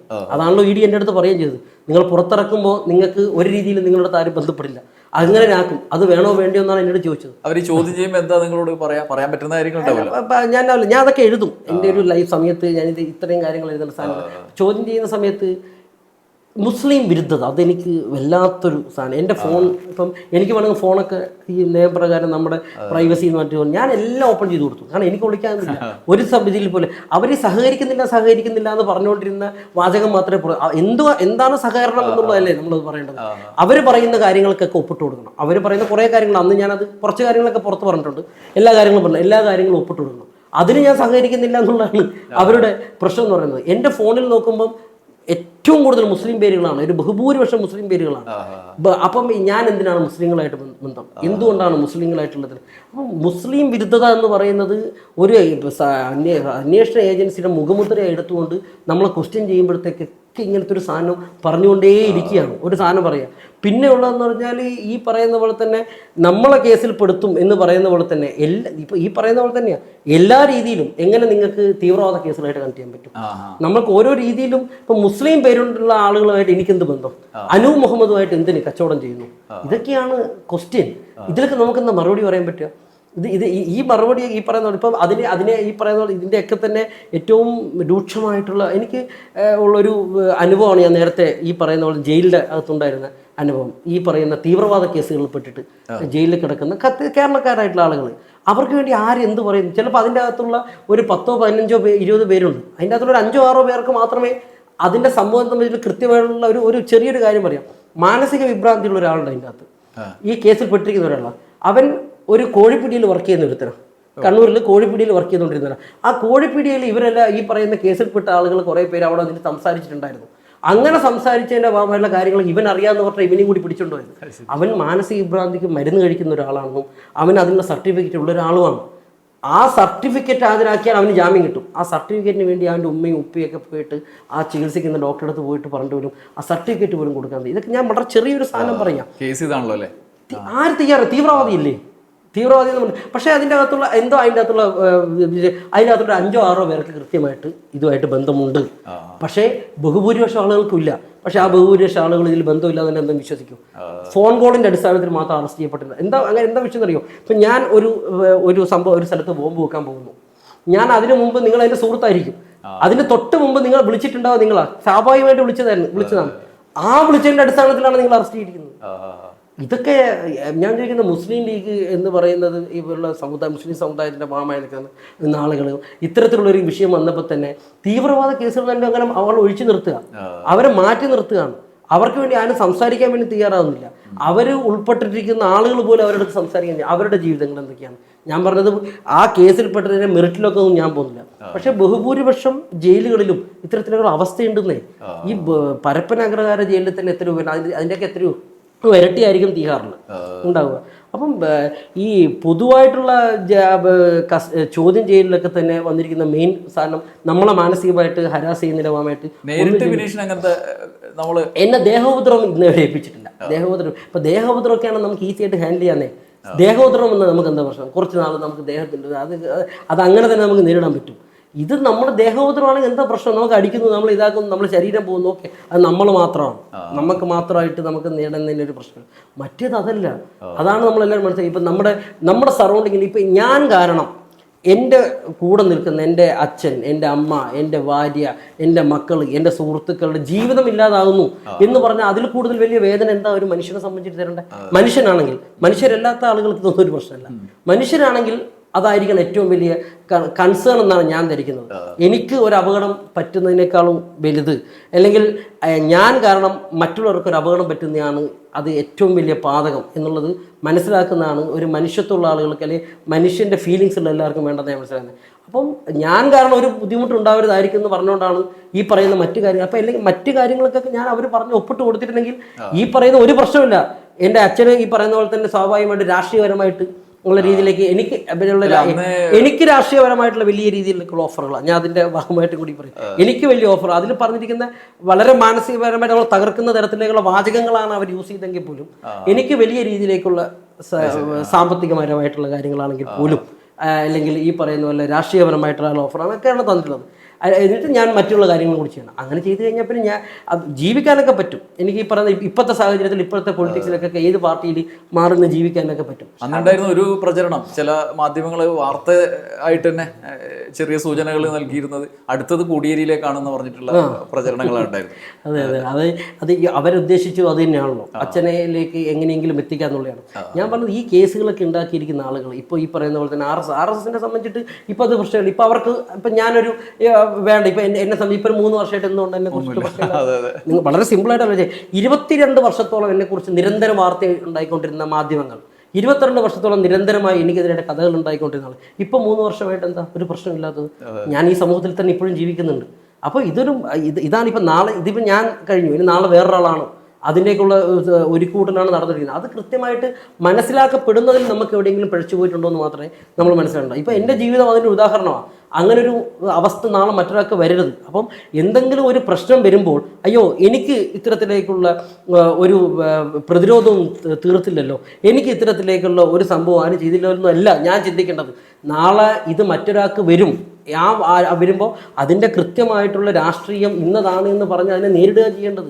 ഞാൻ അങ്ങനെ വിശ്വസിക്കുന്ന ഒരാളാണ്. എനിക്കൊരിത് വന്നു, എനിക്ക് എല്ലാവർക്കും ഇങ്ങനെ വരട്ടെ എന്നല്ലല്ലോ ഞാൻ ചിന്തിക്കേണ്ടത്. എനിക്കിങ്ങനെ വന്നു, എൻ്റെ അനുഭവം നാളെ മറ്റൊരാൾക്കും വരരുത് എന്നല്ലേ ഒരു മനുഷ്യനായിട്ട് നിൽക്കുന്ന ഒരാളായിട്ടുള്ള എനിക്ക് ചിന്തിക്കാൻ പറ്റുള്ളൂ. ഈ മറ്റൊരു ഞാൻ ശ്രദ്ധിച്ചത്, ബിനീഷ് സാധാരണ പാർട്ടിയുടെ SFI ആയിരുന്ന കാലത്ത് പോലും അടിക്കടി എന്നുള്ള നിലയിൽ ഒരു സമരരംഗത്ത് വരെ പ്രചരണത്തിൽ പോകുന്ന ആളാണ്. അതിനപ്പുറത്ത് ഇപ്പോൾ ഈ അനുഭവത്തിന് ശേഷവും ബിനീഷ് ഒരു പാർട്ടി കേഡർ എന്നുള്ള ആൾക്കാണ് പലപ്പോഴും പെരുമാറുന്നതാണെന്ന്. നേരെ മറിച്ച് ആലോചിച്ചിട്ടുണ്ടോ ആ സമയത്ത് പാർട്ടി എന്നുള്ള നിലയിൽ അച്ഛൻ മാറ്റി നിർത്തിയാലും പാർട്ടി എന്നുള്ള നിലയിൽ ഒരു സപ്പോർട്ട് കിട്ടിയില്ല, അല്ലെങ്കിൽ ഞാൻ അതിന് അർഹനാണ് എന്നൊക്കെ തോന്നിയിരുന്നോ? അങ്ങനെ ഒരു നിരാശയോ നഷ്ടബോധമോ അങ്ങനെ പ്രകടിപ്പിക്കാറില്ല. അതാണ് ഞാൻ ശ്രദ്ധിച്ച കാര്യം. അത് എന്തുകൊണ്ടാണ് അങ്ങനെ ആലോചിക്കാത്തതുകൊണ്ടാണോ, അല്ല വെറുതെ ബുദ്ധിമുട്ടുണ്ടാക്കണ്ടെന്ന് വെച്ച് പറയാത്തതാണോ? അല്ല, അതല്ല. സ്വാഭാവികമായിട്ടും ഞാനൊരു വളണ്ടറി രീതിയിൽ തന്നെ വളർന്നു വന്നിട്ടുള്ള ഒരു രീതിയിലുള്ള ആളാണ്. ഞാൻ വളരെ ബാലസംഘം തൊട്ടേ ഞാൻ ഈ പ്രസ്ഥാനമായിട്ട് ബന്ധപ്പെട്ട് നിൽക്കുന്ന ഒരാളാണ്. അപ്പം ഈ പ്രസ്ഥാനത്തിൻ്റെ അകത്ത് നടക്കുന്ന എല്ലാ കാര്യങ്ങളും, അല്ലെങ്കിൽ പ്രസ്ഥാനത്തിൻ്റെ അകത്ത് നടന്നുകൊണ്ടിരുന്ന കാര്യങ്ങൾ എല്ലാം സംബന്ധിച്ചിട്ടും, അല്ലെങ്കിൽ രാഷ്ട്രീയം എങ്ങനെയാണ് വർക്ക് ചെയ്യുന്നതിനെ സംബന്ധിച്ച് എനിക്ക് നല്ല ധാരണയുണ്ട്. നിങ്ങൾ ഈ പറഞ്ഞ ഇതേ ചോദ്യം, അല്ലെങ്കിൽ ഞാനൊരു പൂർണ്ണമായ അർത്ഥത്തിൽ സ്വാഭാവികമായിട്ടൊരു മനുഷ്യൻ എന്ന രീതിയിൽ എനിക്കുണ്ടായിരുന്നു. ഞാൻ അച്ഛനടുത്ത് ചോദിച്ചു. അച്ഛൻ ഒറ്റ വാചകത്തിൽ എൻ്റെ ആ എല്ലാ പരിഭവങ്ങളും തീർത്തു കളഞ്ഞു. ഒറ്റ വാചകമേ അച്ഛൻ പറഞ്ഞിട്ടുള്ളൂ. നിനക്ക് ഇത്തരത്തിലേക്കുള്ള അവസ്ഥകളെല്ലാം വന്നപ്പോഴും നിനക്ക് ഇതിൽ നിന്നും എഴുന്നേറ്റ് വരാനും ഇതിനെ ശക്തമായി നേരിടാനും പറ്റിയത് ഈ പാർട്ടിയുടെ ഭാഗമായിട്ട് നീ നിന്നുകൊണ്ടാണ്. എല്ലാം തീർന്നു. അച്ഛനത് ചിലപ്പോൾ ഉണ്ടാവാം, എനിക്കതറിയില്ല. അച്ഛന് ചിലപ്പം അതൊക്കെ ഉണ്ടാവും. പക്ഷേ എനിക്കുണ്ടായിരുന്ന ഒരു പരിഭവം, അല്ലെങ്കിൽ ഞാൻ എങ്ങനെയാണ് ചിന്തിക്കേണ്ടത്, അതാണല്ലോ ഞാൻ എങ്ങനെയാണ് ചിന്തിക്കേണ്ടത്, ഇങ്ങനെയേ ചിന്തിക്കാവുള്ളൂ എന്നുള്ളത് ഈ ഒറ്റ വാചകത്തിൽ പറഞ്ഞു തീർന്നു. പിന്നെ ഞാനും അത് ചിന്തിച്ചു, അയ്യോ ഞാൻ ഇങ്ങനെ ആയിരുന്നല്ലോ ചിന്തിക്കേണ്ടത് എന്ന സാധനമേ ഉള്ളൂ. പിന്നെ സ്വാഭാവികമായിട്ടും ഉണ്ടാകുന്ന കാര്യം, നമ്മൾ ഇതിനെയൊക്കെ നേരിട്ട് മുന്നോട്ട് പോകുന്നതിന് ഇപ്പം ഞാൻ എപ്പോഴും ഈ അച്ഛൻ പറയുന്ന വാചകങ്ങൾ ഇങ്ങനെ എപ്പോഴും തികട്ടി വരും. ഓരോ അനുഭവങ്ങൾ പറയും. ഇപ്പം ഞാൻ ഈ സംസാരിക്കുമ്പം പോലും അച്ഛൻ പറഞ്ഞ ചില വാചകങ്ങളാണ് ഇപ്പം നിങ്ങളുടെ ചോദ്യത്തിന് ഉത്തരവായിട്ട് പറയാൻ പറ്റുന്നത്. ഇതിപ്പം നമ്മുടെ ജീവിതത്തിൽ ഒരു ജീവിതം എന്ന് പറയുന്ന ഒരു സമരമാണ്, ജീവിതം എന്ന് പറയുന്ന ഒരു പോരാട്ടമാണ്. അതിനെയൊക്കെ നേരിട്ട് കൊണ്ട് മുന്നോട്ട് പോകാൻ മാത്രമേ നമുക്ക് പറ്റുള്ളൂ. അല്ലാതെ ഇതെല്ലാം വന്നിരിക്കുന്നു, ഞാൻ തളർന്നു പോയിട്ടെന്ന് വെച്ചാൽ, ഞാൻ തളർന്നതിനോടൊപ്പം തന്നെ എൻ്റെ ഭാഗമായിട്ട് നിൽക്കുന്ന എല്ലാവരും തളർന്നു പോകും. ഞാൻ തളരുക എന്ന് പറയുന്നത് എൻ്റെ ഇത്തരത്തിലേക്ക് പരുവപ്പെടുത്തിയെടുത്ത എൻ്റെ പ്രസ്ഥാനത്തിൻ്റെ ആശയം തളർന്നു പോകും. ഇതൊക്കെയാണല്ലോ ഞാൻ മനസ്സിലാക്കേണ്ടത്. ഞാൻ അത്തരത്തിലാണല്ലോ മുന്നോട്ട് പോവേണ്ടത്. ഇതൊക്കെ ബിനീഷിന് ഒരു പാർട്ടിക്കാരനെ ഇങ്ങനെ ഇരുന്നാൽ മതിയോ, അതോ വേറെ ആഗ്രഹങ്ങളുണ്ടോ? പാർട്ടിയിൽ നമ്മൾക്കൊരു ലക്ഷ്യബോധമൊക്കെ ഉണ്ടാവില്ല. അങ്ങനെയുള്ള അച്ഛൻ സംസ്ഥാന സെക്രട്ടറി ആയിരുന്നു. ഇപ്പോൾ ഒരു ബൂർഷ്വാ പാർട്ടി എന്നൊക്കെ പറയുമ്പോൾ ആ നിലയിലുള്ളൊരു വഴിയുണ്ട്. നേരെ കുറച്ച് ബിനീഷ് ഇപ്പോഴും പാർട്ടി മെമ്പറായിട്ട് പാർട്ടി തലത്തിൽ വേറെ ഒരു രംഗത്തേക്ക് അല്ലെങ്കിൽ വേറെ തലത്തിലേക്ക് മാറുന്ന കാണുന്നില്ല. അതിങ്ങനെ താങ്കളുടെ പാർട്ടി എന്നുള്ള ലെവലിലുള്ള കാഴ്ചപ്പാടിൻ്റെ കൂടി തുടർച്ചയാണോ? അല്ല, ഈ ഒരു പാർട്ടിയിൽ പ്രവർത്തിക്കാൻ പറ്റുക എന്നുള്ളതാണല്ലേ ഏറ്റവും വലിയ ഭാഗ്യം. അപ്പം അച്ഛൻ തന്നെ ഇത്തരത്തിലേക്ക് ഒരു ചോദ്യം വന്നപ്പോൾ മുന്നിൽ വന്നിട്ടുണ്ട്. 5 ലക്ഷം പാർട്ടി പ്രവർത്തകരുള്ള പാർട്ടിയാണെന്നുള്ളത്. എത്രയോ ലക്ഷക്കണക്കിന് അനുഭാവികളുള്ള പാർട്ടിയല്ല. അതിനകത്ത് എത്ര പേർക്ക് MLA ആകാൻ പറ്റുന്നുണ്ട്, എത്ര പേർക്ക് MP മാരാകാൻ പറ്റുന്നുണ്ട്, എത്ര പേർക്ക് മന്ത്രിയാകാൻ പറ്റുന്നുണ്ട്. ഇതൊന്നും ആഗ്രഹിക്കാതെ ഈ പാർട്ടിയുടെ ഭാഗമായിട്ട് നിൽക്കുന്നതിലെ ബഹുഭൂരിപക്ഷം ലക്ഷോപലക്ഷം ആളുകൾ, ആ ലക്ഷോപലക്ഷം ആളുകളിൽ ഒരാളായിട്ട് എനിക്ക് നിന്നാൽ മതി. കാരണം ഞാൻ ഈ ആശയത്തിൻ്റെ ഭാഗമായിട്ട് ജീവിക്കും, ഞാൻ ഈ ആശയത്തിൻ്റെ ഭാഗമായിട്ട് മുന്നോട്ട് പോകും. മറ്റുള്ളതൊക്കെ പാർട്ടിയല്ലേ തീരുമാനിക്കേണ്ടത്. ഞാൻ ഒരു പാർട്ടിയുടെ ഭാഗമായിട്ട് നിൽക്കുമ്പോൾ ഞാൻ എന്ത് ചെയ്യണം തീരുമാനിക്കുന്ന പാർട്ടിയല്ലേ. അല്ലാണ്ട് മറ്റു പാർട്ടികളെ പോലെ തന്നെ എനിക്ക് ഇന്നത് വേണമെന്ന് പറയാൻ പറ്റുന്ന പാർട്ടിയൊന്നും അല്ലല്ലോ ഇത്. ഈ പാർട്ടിയുടെ ഭാഗമായിട്ട് പ്രവർത്തിക്കാൻ പാർട്ടി അനുവദിക്കുന്നുണ്ടല്ലോ. ഞാൻ അങ്ങനെയാണ് ചെയ്യുന്നത്. ഈ പാർട്ടിയുടെ ഭാഗമായിട്ട് പ്രവർത്തിക്കുവാൻ വേണ്ടി എന്നെ പാർട്ടി അനുവദിക്കുന്നുണ്ടല്ലോ. അതല്ല എൻ്റെ ഏറ്റവും വലിയ ബലം എന്ന് പറയുന്നത്. ഈ ബിനീഷിൻ്റെ മറ്റൊരു ജീവിതത്തിലെ പ്രധാനപ്പെട്ട ഒരു കാലമായിരുന്നു ഈ അറസ്റ്റിന് മുമ്പുള്ള കാലം. അപ്പോൾ സ്പോർട്സ് അഡ്മിനിസ്ട്രേഷനിലായാലും സിനിമയിൽ, ഇപ്പോൾ താങ്കൾ അമ്മയിലെ അംഗമാണ്. അത്യാവശ്യം സിനിമകളിലൊക്കെ ഇങ്ങനെ പച്ചപിടിച്ച് വരുന്ന ഒരു അവസ്ഥയിലാണ് എന്നുള്ളതാണ് എൻ്റെ ഒരു ആ സമയത്തെ സിനിമ നോക്കിയപ്പോൾ മനസ്സിലായിട്ടുള്ളത്. ബിനീഷിന് ഈ കേസിന് ശേഷം അതൊക്കെ നഷ്ടപ്പെട്ടു, സിനിമ എന്നുള്ള മേഖല പോയി. സിനിമയിൽ എന്താണ് ഇനിയിപ്പോൾ ഉള്ള വഴി? അല്ല, സ്വാഭാവികമായിട്ട് ഞാൻ മനഃപൂർവ്വമായിട്ട് എടുത്തൊരു ഡിസിഷനാണ്. ഞാൻ ഇങ്ങനത്തെ ഒരു കേസിൽ പെട്ടിട്ട് ഞാൻ ഇത്തരത്തിലേക്കൊരു ഭാഗമായിട്ട് നിൽക്കുന്നത് ശരിയല്ല, ഞാൻ അത്തരത്തിലേക്ക് പോകുന്നതും ശരിയല്ല. ഞാൻ സ്വയമേവ എടുത്ത തീരുമാനമാണ്. അത് 1 വർഷം കഴിഞ്ഞു. ഈ പറയുന്ന കോടതിയിൽ നിന്നും അത്തരത്തിലേക്കൊരു വിധി വന്നു. ആ വിധി വരുന്നതിന് കുറച്ച് 1 മാസം മുമ്പാണ് അച്ഛൻ്റെ വിയോഗം സംഭവിക്കുന്നത്. അപ്പോൾ ഞാൻ കുറച്ചുകൂടി ഇതിലേക്കൊക്കെ പോകുന്നതിനകത്ത് അപ്പോൾ 2-2.5 വർഷം ഞാൻ മനഃപൂർവ്വമായിട്ട് മാറിയുന്നതാണ്. ഇനി എനിക്കത് ചെയ്യുന്നതിന് തടസ്സമില്ല. ഞാൻ ഒരു മേഖലയായിട്ട് ബന്ധപ്പെടുമ്പോൾ പൂർണ്ണമായിട്ടും ഞാൻ ആ മേഖലയായിട്ട് ആത്മാർത്ഥമായിട്ട് നിൽക്കാൻ എനിക്ക് പറ്റുന്നുണ്ടെന്നുള്ള ഞാൻ ഇപ്പോൾ സ്പോർട്സ്, ഇപ്പോൾ KCയുടെ ജോയിൻറ്റ് സെക്രട്ടറി ആയിട്ടാണ് ഞാൻ നിൽക്കുന്നത്. അപ്പം അതൊരു സ്പോർട്സ് അഡ്മിനിസ്ട്രേഷനാണ്. അപ്പം അത്തരത്തിലേക്കുള്ള സ്പോർട്സുമായി ബന്ധപ്പെട്ട് എനിക്ക് നിൽക്കുവാൻ വേണ്ടിയിട്ട് എൻ്റെ ഇത്തരത്തിലുള്ള കാര്യങ്ങളൊരു തടസ്സമായിരുന്നു. ആ തടസ്സങ്ങളൊക്കെ നീക്കിയിട്ടാണ് ഞാനിപ്പോൾ ഇതിൻ്റെ അകത്ത് പ്രവർത്തിക്കുന്നത്. ഈ കായിക സംഘടന നേരത്തെ ഞാൻ ക്രിക്കറ്റ് എന്ന് പറയുന്നത് നമ്മുടെ തലശ്ശേരിക്കാരെ സംബന്ധിച്ചിട്ട് ക്രിക്കറ്റ് ഞാൻ കളിച്ചുകൊണ്ടിരുന്ന ആളാണ്, ക്രിക്കറ്റ് അഡ്മിനിസ്ട്രേഷനിൽ ഉണ്ടായിരുന്ന ആളാണ്. ഇപ്പം ഞാൻ ജയിലിൽ നിന്നൊക്കെ ഇറങ്ങി എൻ്റെ കേസ് മാറിയതിന് ഈ വിധി വന്നതിന് ശേഷമാണ് എന്നെ ജോയിൻറ്റ് സെക്രട്ടറി ആയിട്ട് KCയെ തിരഞ്ഞെടുത്തിട്ടുണ്ടായിരുന്നത്. ആദ്യം ഇപ്പം 3 വർഷത്തെ ടേമാണ്. അത് ഈ അവസാനം ആ ടേം കഴിയും. ആ ഒരു 3 വർഷത്തെ ടേമാണ് അതുള്ളത്. അല്ല, ദേശീയ തലത്തിൽ ക്രിക്കറ്റ് മേഖലയിൽ ഇതുപോലെ അഡ്മിനിസ്ട്രേഷനിലുള്ള ആളുകൾ പ്രധാനപ്പെട്ട ക്രിക്കറ്റ് എന്ന് പറയുന്നത് വലിയൊരു എന്താ പ്രൈമായിട്ടുള്ള ഭയങ്കര ഒരു ചാമിങ് ആയിട്ടുള്ള എല്ലാവർക്കും ഒരു മേഖല തന്നെയാണല്ലോ ഇത്. സിനിമ ക്രിക്കറ്റ് ആണല്ലോ ഇന്ത്യയെ സംബന്ധിച്ചിട്ട് ഏറ്റവും വലുതായിട്ടുള്ള ഗ്ലാമറസ് ആയിട്ടുള്ള 2 മേഖല. ആളുകളുടെ മനസ്സറിയാനുള്ള ഒരു ഇപ്പം സ്വാഭാവികമായിട്ടും അത് ഈ പറയുന്ന പോലെ തന്നെ ഞാൻ ഇടപെടുന്ന മേഖലയിൽ എനിക്ക് നന്നായിട്ട് പ്രവർത്തിക്കാൻ പറ്റുന്നത്. ഇപ്പം KCയെ സംബന്ധിച്ചിട്ട് എനിക്ക് KC ജോയിന്റ് സെക്രട്ടറി എന്ന രീതിയിൽ സെക്രട്ടറി പറയുന്ന ഉത്തരവാദിത്തങ്ങൾ നിറവേറ്റുക എന്നുള്ളതാണ് ജോയിന്റ് സെക്രട്ടറിയുടെ ഉത്തരവാദിത്തം. അപ്പം ഇപ്പം സെക്രട്ടറി എനിക്ക് തന്നിരിക്കുന്ന ഉത്തരവാദിത്തം വിമൻസും ഈ പറയുന്ന ജൂനിയർ ക്രിക്കറ്റുമാണ്. അപ്പോൾ ആ മേഖലയിൽ എനിക്ക് ഉണ്ടാക്കാൻ പറ്റുന്ന മാറ്റങ്ങൾ എന്തൊക്കെയെന്നുള്ളതാണല്ലോ ഞാൻ ചിന്തിക്കുക. അപ്പോൾ അത്തരത്തിലേക്കുള്ള വലിയ രീതിയിലേക്കുള്ള മാറ്റങ്ങൾ വിമൻ ക്രിക്കറ്റിൽ കേരള ക്രിക്കറ്റിൽ സംഭവിച്ചിട്ടുണ്ട്. അത് കേരള അഡ്മിനിസ്ട്രേഷൻ്റെ ഭാഗമായിട്ട് സംഭവിച്ച കാര്യങ്ങളാണ്, കേരള ക്രിക്കറ്റിൻ്റെ വളർച്ചയുടെ ഭാഗമായിട്ട് സംഭവിച്ച കാര്യങ്ങളാണ്. അതിൻ്റെ ഒരു ഭാഗമായിട്ട് എനിക്ക് നിൽക്കാൻ പറ്റി. ഇപ്പോൾ സജന സജീവൻ, വല്ല മിന്നുമണി, ആശാ ശോഭന, അത്ര ഉള്ള ആളുകളൊക്കെ തന്നെ ഇന്ത്യൻ ക്രിക്കറ്റ് ടീമിൻ്റെ ഭാഗമായിട്ട് ജേഴ്സി അണിയുന്നു. ഇപ്പം അണ്ടർ-19 വേൾഡ് കപ്പ് എടുത്ത ജോഷിത വിജയ് ഇന്ത്യൻ ക്രിക്കറ്റിൻ്റെ ഭാഗമായിട്ട് വരുന്നു. അപ്പോൾ അതൊക്കെ ഈ കുട്ടികളൊക്കെ തന്നെ വളർന്നുള്ള സാഹചര്യം, അവരുടെ ലൈഫ് മാറുന്നു, അവരുടെ ലൈഫിൽ വന്ന മാറ്റങ്ങൾ, അതിൻ്റെയൊക്കെ ഭാഗമായിട്ട് KCയെ വരുന്നു. ആ KCയുടെ ഭാഗമായിട്ട് ഒരു അംശമെങ്കിലും എനിക്കും കൂടി കോൺട്രിബ്യൂട്ട് ചെയ്യാൻ പറ്റിയല്ലോ എന്നുള്ളതാണ്. അപ്പം ഞാൻ എപ്പോഴും ചിന്തിക്കുന്നത്, ഞാൻ ഇടപെടുന്ന മേഖലയിൽ എനിക്ക് പൂർണ്ണമായിട്ടും ഫുൾ രീതിയിൽ നല്ല രീതിയിൽ ഇടപെടാൻ വേണ്ടി പറ്റുന്നുണ്ട്. സിനിമ ഈ ഡിസംബറോട് കൂടിയിട്ട് ഒരു സിനിമ ചെയ്യാൻ പോകുന്നുണ്ട്. സിനിമയിലേക്കും മാറ്റി ഞാൻ സ്വയമേവ മാറി നിന്ന കാര്യങ്ങളിൽ നിന്നും മാറി ഞാൻ ഡിസംബറോട് കൂടിയിട്ട് സിനിമയിലേക്കും കൂടി. ഈ സിനിമയിലേക്ക് എങ്ങനെയാണ് താല്പര്യം വന്നത്? സ്വാഭാവികമായിട്ടും നമ്മൾ സ്കൂളിലൊക്കെ ഉള്ള സമയത്തൊക്കെ തന്നെ നാടകം, മറ്റു കാര്യങ്ങൾ, കോളേജിലൊക്കെ വന്നപ്പോൾ തെരുവ് നാടകങ്ങളൊക്കെ നിരന്തരമായിട്ട് ചെയ്തുകൊണ്ടിരുന്നത്. അപ്പം അങ്ങനെയാണ് സിനിമയിലേക്കുള്ള ഒരു മേഖലയിലേക്ക് പോയി. എനിക്ക് കൂടുതൽ ഈ നാടകം, തെരുവ് നാടകം തന്നെയാണ് കൂടുതൽ ഇഷ്ടമെങ്കിലും അതിലൊരു സീരിയസ് ആയിട്ടൊരു സിനിമയിലേക്ക് വന്ന സമയത്താണ് ഇത്തരത്തിലേക്കുള്ള പ്രശ്നങ്ങളൊക്കെ വന്നത്. അതിൻ്റെ അകത്തു നിന്നാണ് പിന്നീട് ഒന്ന് മാറി നിൽക്കേണ്ടി എന്നൊരു അവസ്ഥ വന്നത്. ഇനി അത്തരത്തിലേക്കുള്ള സിനിമയിലേക്കും കൂടി ആക്റ്റീവായിട്ട് നിൽക്കണം. പിന്നെ ഫസ്റ്റ് പടം കുഞ്ചാക്കോവിനുമായിട്ട് ചെയ്തത് 5 ഫിംഗേഴ്സിലാണ് ഒരു മെയിൻ സ്ട്രീം സിനിമയിലേക്ക് വരുന്നതുള്ളത്. അതിന് മുമ്പ് സ്കൂളിൽ പഠിക്കുന്ന സമയത്ത് മാൻ ഓഫ് ദി മാച്ച് എന്ന് പറഞ്ഞ ചെറിയൊരു സംഭവം അതിനുശേഷമാണ് ചെയ്തിട്ടുണ്ട്. ഒരു 10-20ഓളം സിനിമകൾ ഞാൻ ചെറുതും വലുതായിട്ടുള്ള കുറേ സിനിമകൾ 20ഓളം സിനിമ ചെയ്തിട്ടുണ്ട്. അപ്പൊ ഇനിയിപ്പോൾ പുതിയ അച്ഛൻ ആ ഭാഗത്തേക്കൊന്നും ശ്രദ്ധിച്ചിട്ടേ ഇല്ല. അച്ഛൻ അത്തരത്തിലുള്ള കാര്യങ്ങളൊക്കെ ഒന്നും അച്ഛൻ എല്ലാ രീതിയിലും സ്വാതന്ത്ര്യം തന്നിട്ടുണ്ട്. അപ്പം അച്ഛൻ പറയുന്ന എപ്പോഴുള്ള 18 വയസ്സ് കഴിഞ്ഞ ആളുകളുടെ മേൽ നമുക്കുണ്ടാകുന്ന ഒരു സ്വാധീനമൊക്കെ വിരളമാണ്. അത് ഒരു വ്യക്തി എന്ന രീതിയിൽ 18 വയസ്സ് കഴിഞ്ഞാൽ വരുന്ന നല്ലതും ചീത്തയൊക്കെ സ്വന്തമായി നേരിടാൻ വേണ്ടി നമ്മൾ തന്നെ പ്രാപ്തനായിക്കൊള്ളണം എന്നുള്ളതാണ് അച്ഛൻ്റെ പണ്ടേയുള്ള ലൈൻ എന്ന് പറയുന്നത്. ഈ അന്നേരം അറസ്റ്റിലായ സമയത്ത് ഏറ്റവും കൂടുതൽ പുറമെ ഉപയോഗിച്ചിരുന്ന ദൃശ്യങ്ങളിലൊന്ന് ഈ 5 ഫിംഗേഴ്സിലാണ് തോന്നുന്നു ബിനീഷിന്റെ ചില ദൃശ്യങ്ങളാണ്. അത് പിന്നീട് കണ്ടിട്ടുണ്ടോ? അതൊക്കെ ഈ പുതിയ സ്വാഭാവികമായിട്ട് ആളുകളുടെ ഒരു ഈ പറയുന്ന പുതിയ കാലഘട്ടത്തിലെ മാധ്യമങ്ങളുടെ രീതി, പുതിയ ട്രോളുകളുടെ രീതി, ഇപ്പം എന്ന രീതിയിൽ എല്ലാ രീതിയിലും ഇപ്പം തമാശകൾ പോലും എനിക്കെതിരായിട്ട് വളരെ ക്രൂരമായി സൃഷ്ടിക്കപ്പെട്ടിട്ടുണ്ട്. ആ കാലഘട്ടത്തിൽ തമാശമായിട്ട് ഇപ്പം പല നമ്മളുടെ ഹാസ്യാത്മകമായിട്ടുള്ള പരിപാടികളിൽ പോലും ഞാനൊരു ക്യാരക്ടറായിട്ട് വരികയാണ് ജയിലിൽ കിടക്കുന്നത്. പിന്നീട് ഞാനത് റീൽസിലൊക്കെ കാണും. ഇപ്പം അത് കാണുമ്പോൾ ഞാനും എൻജോയ് ചെയ്യും എന്നുള്ള സാധനം. പക്ഷെ അത് വളരെ ക്രൂരമായിരുന്നു, അതിലൊരു സത്യവും ഇല്ലായിരുന്നു എന്നുള്ളതൊക്കെ നമുക്ക് പിന്നീടല്ലേ മനസ്സിലാക്കാൻ പറ്റുന്നുള്ളൂ. അതിൽ ഈ പറയുന്ന പോലെ തന്നെ എല്ലാ രീതിയിലും ഞാൻ പറയുന്ന പോലെ ഇപ്പോഴത്തെ ഈ പറയുന്ന പോലെ തന്നെ ബഹുമാനപ്പെട്ട PK ഫിറോസിൻ്റെ അനുഭവത്തിൽ തന്നെ പറയാം.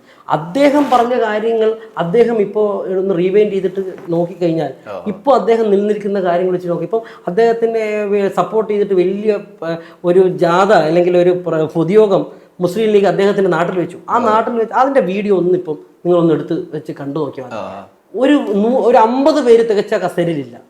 അപ്പം മുസ്ലിം ലീഗ് എന്ന് പറയുന്ന പാർട്ടിക്കകത്ത് പോലും ഇത്തരത്തിലുള്ള ആളുകൾ നുഴഞ്ഞു കയറി വലിയ രീതിയിലുള്ള പണസമ്പാദനത്തിന് വേണ്ടിയിട്ട് മുസ്ലിം ലീഗിനെ ഉപയോഗിക്കുന്നു. അത് മുസ്ലിം ലീഗിന് തന്നെ നാണക്കേടാണ്.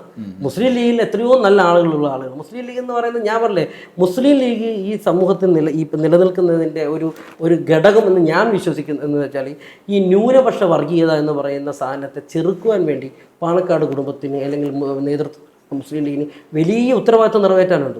അല്ലെങ്കിൽ ഈ തീവ്രവാദ പ്രസ്ഥാനങ്ങളിലേക്കൊക്കെ കൂടുതൽ ആളുകൾ ആകർഷിക്കപ്പെടും. മുസ്ലിം ലീഗ് എന്ന് പറയുന്ന സംഘടന ഇല്ലെങ്കിൽ അല്ലെങ്കിൽ അതിൽ നിന്നും ഇടക്കാലത്ത് വന്നിരിക്കുന്ന ചില അവരെടുത്തിരിക്കുന്ന ചില നിലപാടുകൾ കാരണമാണ് ഇവിടെ SDPIയും ജമാഅത്തെ ഇസ്ലാമി പോലുള്ള സംഘടനകൾ കൂടുതൽ വളരാൻ കാരണം. ഈ കുറച്ചുകൂടി കൂടുതലായിട്ട് മുസ്ലിം ലീഗ് ഇത്തരത്തിലുള്ള കാര്യങ്ങളിലേക്ക് ഇടപെട്ട് നിന്നാൽ മാത്രമേ ന്യൂനപക്ഷ വർഗീയതയിലേക്ക് യുവാക്കൾ പോവാതെ പിടിച്ചു നിർത്താൻ പറ്റുള്ളൂ. ഇപ്പോൾ ജമാഅത്തെ ഇസ്ലാമി എന്ന് പറയുന്ന സംഘടന എടുക്കുന്ന നിലപാട് അവർ പ്രോഗ്രസീവ് എന്നാണ് അവർ പറയുന്നത്. അവർ പുരോഗമനവാദികളായിട്ടാണ് അവതരിപ്പിക്കപ്പെടുന്നത്. എന്നാൽ ഒരു പുരോഗമനവും അകത്തില്ല എന്നുള്ളതാണ് ഏറ്റവും വലിയ. പ്രത്യേകിച്ച് നല്ല വിദ്യാഭ്യാസമുള്ള മുസ്ലിം സ്ത്രീകളെ, നല്ല രീതിയിൽ സംസാരിക്കാൻ പറ്റുന്ന ന്യൂട്രലായിട്ട് നിൽക്കുന്ന മുസ്ലിം സ്ത്രീകളെ അവർ ജമാഅത്ത് ഇസ്ലാമി ഉപയോഗിക്കുകയാണ്, വളരെ കൃത്യമായിട്ട് രാഷ്ട്രീയത്തിന് വേണ്ടി അവർ ഉപയോഗിക്കുകയാണ്. അപ്പം സ്വാഭാവികമായിട്ടും ഒരു ഷിഫ്റ്റ് നമുക്ക് പ്രതീക്ഷിക്കണം. ഇനി വരുന്ന കാലഘട്ടത്തിലുള്ള രാഷ്ട്രീയത്തിൻ്റെ അകത്ത് അത്തരത്തിലേക്കുള്ള കാര്യങ്ങളും കൂടി നമ്മൾ മനസ്സിലാക്കി മുന്നോട്ട് പോകണം. മുസ്ലിം വിദ്യാഭ്യാസമുള്ള മുസ്ലിം സ്ത്രീകൾ ഇത്തരത്തിലേക്കുള്ള വാദവുമായിട്ട്, പക്ഷെ അവർ ജമാഅത്ത് ഇസ്ലാമി എന്നൊന്നും പറയില്ല, അവർ ജമാഅത്ത് ഇസ്ലാമി മുസ്ലിം ലീഗ് എന്നും പറയില്ല. അവർ ഈ പൊതുവേ വരുന്ന ഇത്തരത്തിലേക്കുള്ള സമൂഹത്തിൻ്റെ അകത്തുള്ള പിണറായി വിജയൻ സർക്കാരിൻ്റെ ഭാഗമായിട്ട് നടന്നിട്ടുള്ള ക്രൂരതകളായിട്ട് ഒക്കെ ഉള്ള പല കാര്യങ്ങളും അവതരിപ്പിക്കാൻ വേണ്ടി തയ്യാറാകുമ്പോൾ, ഇതുവരെയും രാഷ്ട്രീയം പറയാതിരുന്ന ആളുകൾ രാഷ്ട്രീയം പറയുമ്പോൾ ഇതിലെന്തെങ്കിലുമൊക്കെ കാര്യമില്ലാതെ ഇവർ പറയും. ഇതാണുള്ള ഒരു പൊതുരീതി. ഇത് നമ്മൾ പുതിയ രാഷ്ട്രീയമാണത്. അത്തരത്തിൽ ഇപ്പോൾ ഗാസ ഒരു വലിയ, നമ്മൾ മനുഷ്യന്മാരായിട്ടുള്ള ആളുകൾക്ക് ചിന്തിക്കുന്നതിനും അപ്പുറത്താണ്, ചിന്തിക്കുന്നതിൻ്റെ അപ്പുറത്താണ് ഗാസ എന്ന് പറയുന്നത്. ഗാസയെക്കുറിച്ച് കൂടുതൽ ചർച്ചകൾ വരണം, ഗാസയെ കൂടുതൽ പ്രക്ഷോഭ പരിപാടികൾ ഇടതുപക്ഷം എന്ന രീതിയിൽ കൂടുതൽ സംഘടിപ്പിക്കണം, ഇടതുപക്ഷം കൂടുതൽ DYF എന്ന രീതിയിലും വർഗബോധന സംഘടന കൂടുതൽ അത്തരത്തിലേക്കുള്ള കാര്യത്തെക്കുറിച്ച് അവബോധം സൃഷ്ടിക്കപ്പെടണം. ഇപ്പം ലോകത്ത് തന്നെ ഏറ്റവും വലിയൊരു മാർച്ച് കഴിഞ്ഞ ആഴ്ച സിഡ്നി പാലത്തിലെ ഹാർബർ ബ്രിഡ്ജിൽ നടന്നിട്ടുണ്ട്. അതിൻ്റെ ഒരു വീഡിയോ നമ്മൾ കണ്ടത് ഏകദേശം 1 ലക്ഷത്തിലധികം ആളുകളാണ് പാലസ്തീൻ അനുകൂല മുദ്രാവാക്യങ്ങളായിട്ട് ആ പാലത്തിൽ ഒത്തുചേർന്നിട്ടുണ്ടായിരുന്നു. അപ്പം പുരോഗമനപരമായി ചിന്തിക്കുന്നു ലോകത്തോട് വിളിച്ചു പറയുന്ന രാജ്യങ്ങളെല്ലാം തന്നെ ഗാസയുടെ ഭാഗമായിട്ട് നിൽക്കുന്നു. അതിൻ്റെ ഭാഗമായിട്ട് ഇപ്പോൾ ബോംബെ ഹൈക്കോടതിയിൽ വല്ല വിചിത്ര വിധി വന്നെങ്കിലും അത് ഇന്നലെ അത് മാറ്റി കൊടുക്കുന്നു. നിങ്ങൾക്ക് പ്രതിഷേധിക്കാം, നിങ്ങൾ ഇന്ത്യയുടെ കാര്യങ്ങൾ മാത്രം നോക്കിയാൽ പോരെ എന്ന് പറഞ്ഞ കോടതി മാറി ചിന്തിച്ചിരിക്കുന്നു. അതൊരു നല്ല മാറ്റമാണ്. അപ്പം ആ രീതിയിലേക്ക് ഈ പറയുന്ന പോലെ തന്നെയുള്ള ചർച്ചകൾ കൂടുതൽ. ഇപ്പം മനുഷ്യർക്ക് ഇപ്പം ഗാസയിൽ, ഇപ്പം എൻ്റെ ഓർമ്മ എന്താണ് ഗാസ എന്ന് പറഞ്ഞാൽ, ഞാൻ 6ാം ക്ലാസ് പഠിക്കുന്ന 5ാം ക്ലാസ് ഞാൻ 1ാം ക്ലാസ് 6 വയസ്സുള്ളപ്പോഴാണ് ആദ്യമായിട്ട് പാലസ്തീനിലുള്ള കുട്ടികൾക്ക് വേണ്ടിയിട്ടുള്ള പാലസംഘത്തിൻ്റെ നേരത്തിൽ ഉടുപ്പുകൾ ശേഖരിക്കുന്നത്. അത് എത്ര വർഷം, ഒരു 35 വർഷം മുമ്പാണ്. എനിക്ക് 5 വയസ്സുണ്ടെന്നാണ് എനിക്ക് ഓർമ്മയുള്ളത്. 35 വർഷം മുമ്പ് പോലും ഗാസ അല്ലെങ്കിൽ ഈ പാലസ്തീൻ ഒരു വിഷയമായിട്ട് കുഞ്ഞുങ്ങളുടെ ഇത് പറയുന്നുണ്ട്. ആ കാലം ഇപ്പം നമ്മുടെ സമൂഹം എത്രത്തോളം പുരോഗമിച്ചു, എന്നിട്ടും ഇപ്പോൾ ഇസ്രായേൽ സയനിസ്റ്റുകൾ ചെയ്യുന്ന അവിടുത്തെ ക്രൂരതകൾ, ദൃശ്യങ്ങൾ ഇപ്പം നമുക്കൊക്കെ ചിന്തിക്കാൻ പറ്റുമോ? വരി നിൽക്കുന്ന കുട്ടികളെ, ഭക്ഷണത്തിന് വേണ്ടി വരി നിൽക്കുന്ന കുട്ടികളെ തലക്ക് നോക്കി വെടിവെക്കുന്നു എന്ന് പറയുന്ന ഒരു ചിന്ത. ഇപ്പം ഗാസ ഇപ്പം എല്ലാ മതപരമായിട്ടുള്ള ആചാരങ്ങൾ വളരെ ശക്തിയായി മുറുകെ പിടിക്കുന്ന ഒരു രാജ്യം കൂടിയാണ്, ജനത കൂടിയാണ് ഗാസയിൽ. അവരുടെ ഒരു ക്വസ്റ്റ്യൻ ഞാൻ ഒരു പുസ്തകത്തിലോ ഒരു ഡിബേറ്റിലോ ഒരു പാലസ്തീൻ ഒരു കവിയോ ആരോ ചോദിച്ചു. അപ്പോൾ അവരുടെ മതപുരോഹിതരുടെ അടുത്ത് ചോദിച്ചു, ഞങ്ങളെ ശവം തിന്നാൻ അനുവദിക്കുമെന്ന് ചോദിച്ചത്. ഞങ്ങളെ ശവം തിന്ന്, കാരണം ഞങ്ങൾക്ക് വിശപ്പ് മാറാൻ, അത് മതത്തിന് പൂർണ്ണമായി എതിരാണെങ്കിൽ പോലും ഞങ്ങൾക്ക് ജീവൻ നിലനിർത്താൻ, ഞങ്ങളുടെ നാടിനെ നിലനിർത്താൻ, ഞങ്ങൾക്ക് ഈ ഇരിക്കുന്ന ശവങ്ങളെ തിന്നുവാൻ വേണ്ടിയിട്ടുള്ള അവസരം ഈ മതത്തിൻ്റെ നിന്നും അനുവാദം തരുമോ എന്ന് ചോദിക്കുന്ന തരത്തിലേക്ക് പോലും പ്രതിരോധം തീർക്കുന്ന ഒരു ജനതയാണ്. അപ്പം വളരെ ചെറിയൊരു സ്ട്രിപ്പാണ്, പക്ഷെ അവർ തീർക്കുന്ന പ്രതിരോധം ലോകത്തിനൊക്കെ വലിയൊരു അത്ഭുതത്തോടുകൂടി എത്രയോ വർഷമായിരുന്നു നോക്കുന്നത്. എല്ലാ സർവ്വസന്നാഹങ്ങളും ഉണ്ട് എന്ന് പറയുന്ന ഇസ്രായേലിന് ഇത്രയും നാളായിട്ടും അവിടെ കയറി ചെയ്യാൻ പറ്റാത്ത ഇതുകൊണ്ടാണ്. പിന്നെ ഹമാസുമായി ബന്ധപ്പെട്ടിരിക്കുന്ന ഒരുപാട് കാര്യങ്ങൾ വളരെ വ്യക്തതയില്ലാത്ത രീതിയിൽ അവതരിപ്പിക്കാൻ ഇപ്പം വളരെ സിമ്പിളാണ്. ഹമാസ് അല്ല പാലസ്തീൻ, RSS അല്ല ഇന്ത്യ എന്ന് പറയുന്ന പോലെയുള്ളൂ. അത്രയേ ഉള്ളൂ, സിമ്പിളായിട്ട് പറയുന്നത്. ഹമാസ് അല്ല പാലസ്തീൻ, RSS അല്ല ഇന്ത്യ, അതിൽ തന്നെ എല്ലാം ഉണ്ടെന്നാണ് എനിക്ക് തോന്നുന്നത്. അപ്പോൾ അത്തരത്തിലേക്കൊരു വ്യവസ്ഥ വന്നതുകൊണ്ട് അവിടുത്തെ കുഞ്ഞുങ്ങൾക്കുള്ള ജീവിതം ഇല്ലാതാക്കുന്നു. 1 വയസ്സിന് താഴെയുള്ള കുഞ്ഞുങ്ങളാണ്, എത്രയോ 18,000 22,000 കുഞ്ഞുങ്ങളാണ് മരിച്ചത്. അതിൽ തന്നെ 1 വയസ്സിന് താഴെയുള്ള 12,000-ഓളം കുഞ്ഞുങ്ങൾ മരിച്ചിരിക്കുന്നു. ഇപ്പം നമുക്കിതൊക്കെ നമ്മൾ പറയുമ്പോഴും നമുക്ക് എന്ത് ചെയ്യും? ഇവിടെ നമ്മളൊക്കെ സുരക്ഷിത. ഇപ്പോൾ ഒരു വാചകം ഉണ്ടല്ലോ, നമ്മുടെ വീട്ടിൻ്റെ അകത്ത് ബോംബ് വർഷിക്കാത്തിടത്തോളം നമുക്ക് യുദ്ധത്തെക്കുറിച്ച് വലിയ നല്ല സുന്ദര സ്വപ്നങ്ങളൊക്കെ പറയാം, അത് അനുഭവിക്കണം. ഇപ്പം ഇതൊക്കെ ഞാൻ പറയുന്നത്, ഇതൊക്കെ എനിക്ക് അത്തരത്തിലേക്ക് ഫീൽ ചെയ്യാൻ പറ്റുന്നതുകൊണ്ടാണ്. നമുക്ക് വന്നൊരു അനുഭവം വളരെ, ഇതൊക്കെ ചെയ്യാൻ പറ്റും, ഇതൊക്കെ ഭരണകൂടത്തിന് എന്തും ചെയ്യാൻ പറ്റും. നിങ്ങളെ തകർക്കുവാൻ വേണ്ടിയിട്ട് ഒരു ഭരണകൂടം തീരുമാനിച്ച് എന്തും ചെയ്യാൻ പറ്റും. ഒരു ജനതയെ ഇല്ലാതാക്കാൻ പറ്റും, ഒരു മനുഷ്യനെ ഇല്ലാതാക്കാൻ പറ്റും, അതൊക്കെ ചെയ്യാൻ പറ്റും. അപ്പം ആശയത്തെ ഇല്ലാതാക്കാൻ പറ്റില്ല, അതുമാത്രമേ ഉള്ളൂ. ആശയത്തെ മാത്രം ഇല്ലാതാക്കും. ആശയം ശക്തമായി നമ്മൾ പറഞ്ഞുകൊണ്ടിരിക്കുക.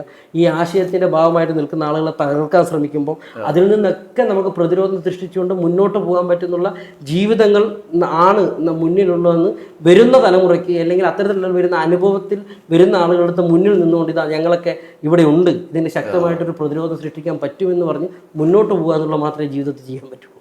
എന്തായാലും ഇനി സിനിമയിലും സ്പോർട്സ് അഡ്മിനിസ്ട്രേഷനിലും രാഷ്ട്രീയത്തിലെ പ്രവർത്തന വഴിയിലും ശക്തമായി മുന്നോട്ട് പോകാൻ കഴിയട്ടെ. എന്തായാലും പഴയ ഈ നേരത്തെ പറഞ്ഞ പോലെയുള്ള ആളുകൾ ഇപ്പോൾ ഇപ്പൊ തൽക്കാലം ഉറങ്ങിക്കിടക്കുകയാണെങ്കിൽ ചിലപ്പോൾ ഈ വീഡിയോ വരുമ്പോൾ വീണ്ടും കമന്റുകളായിട്ട് വരും.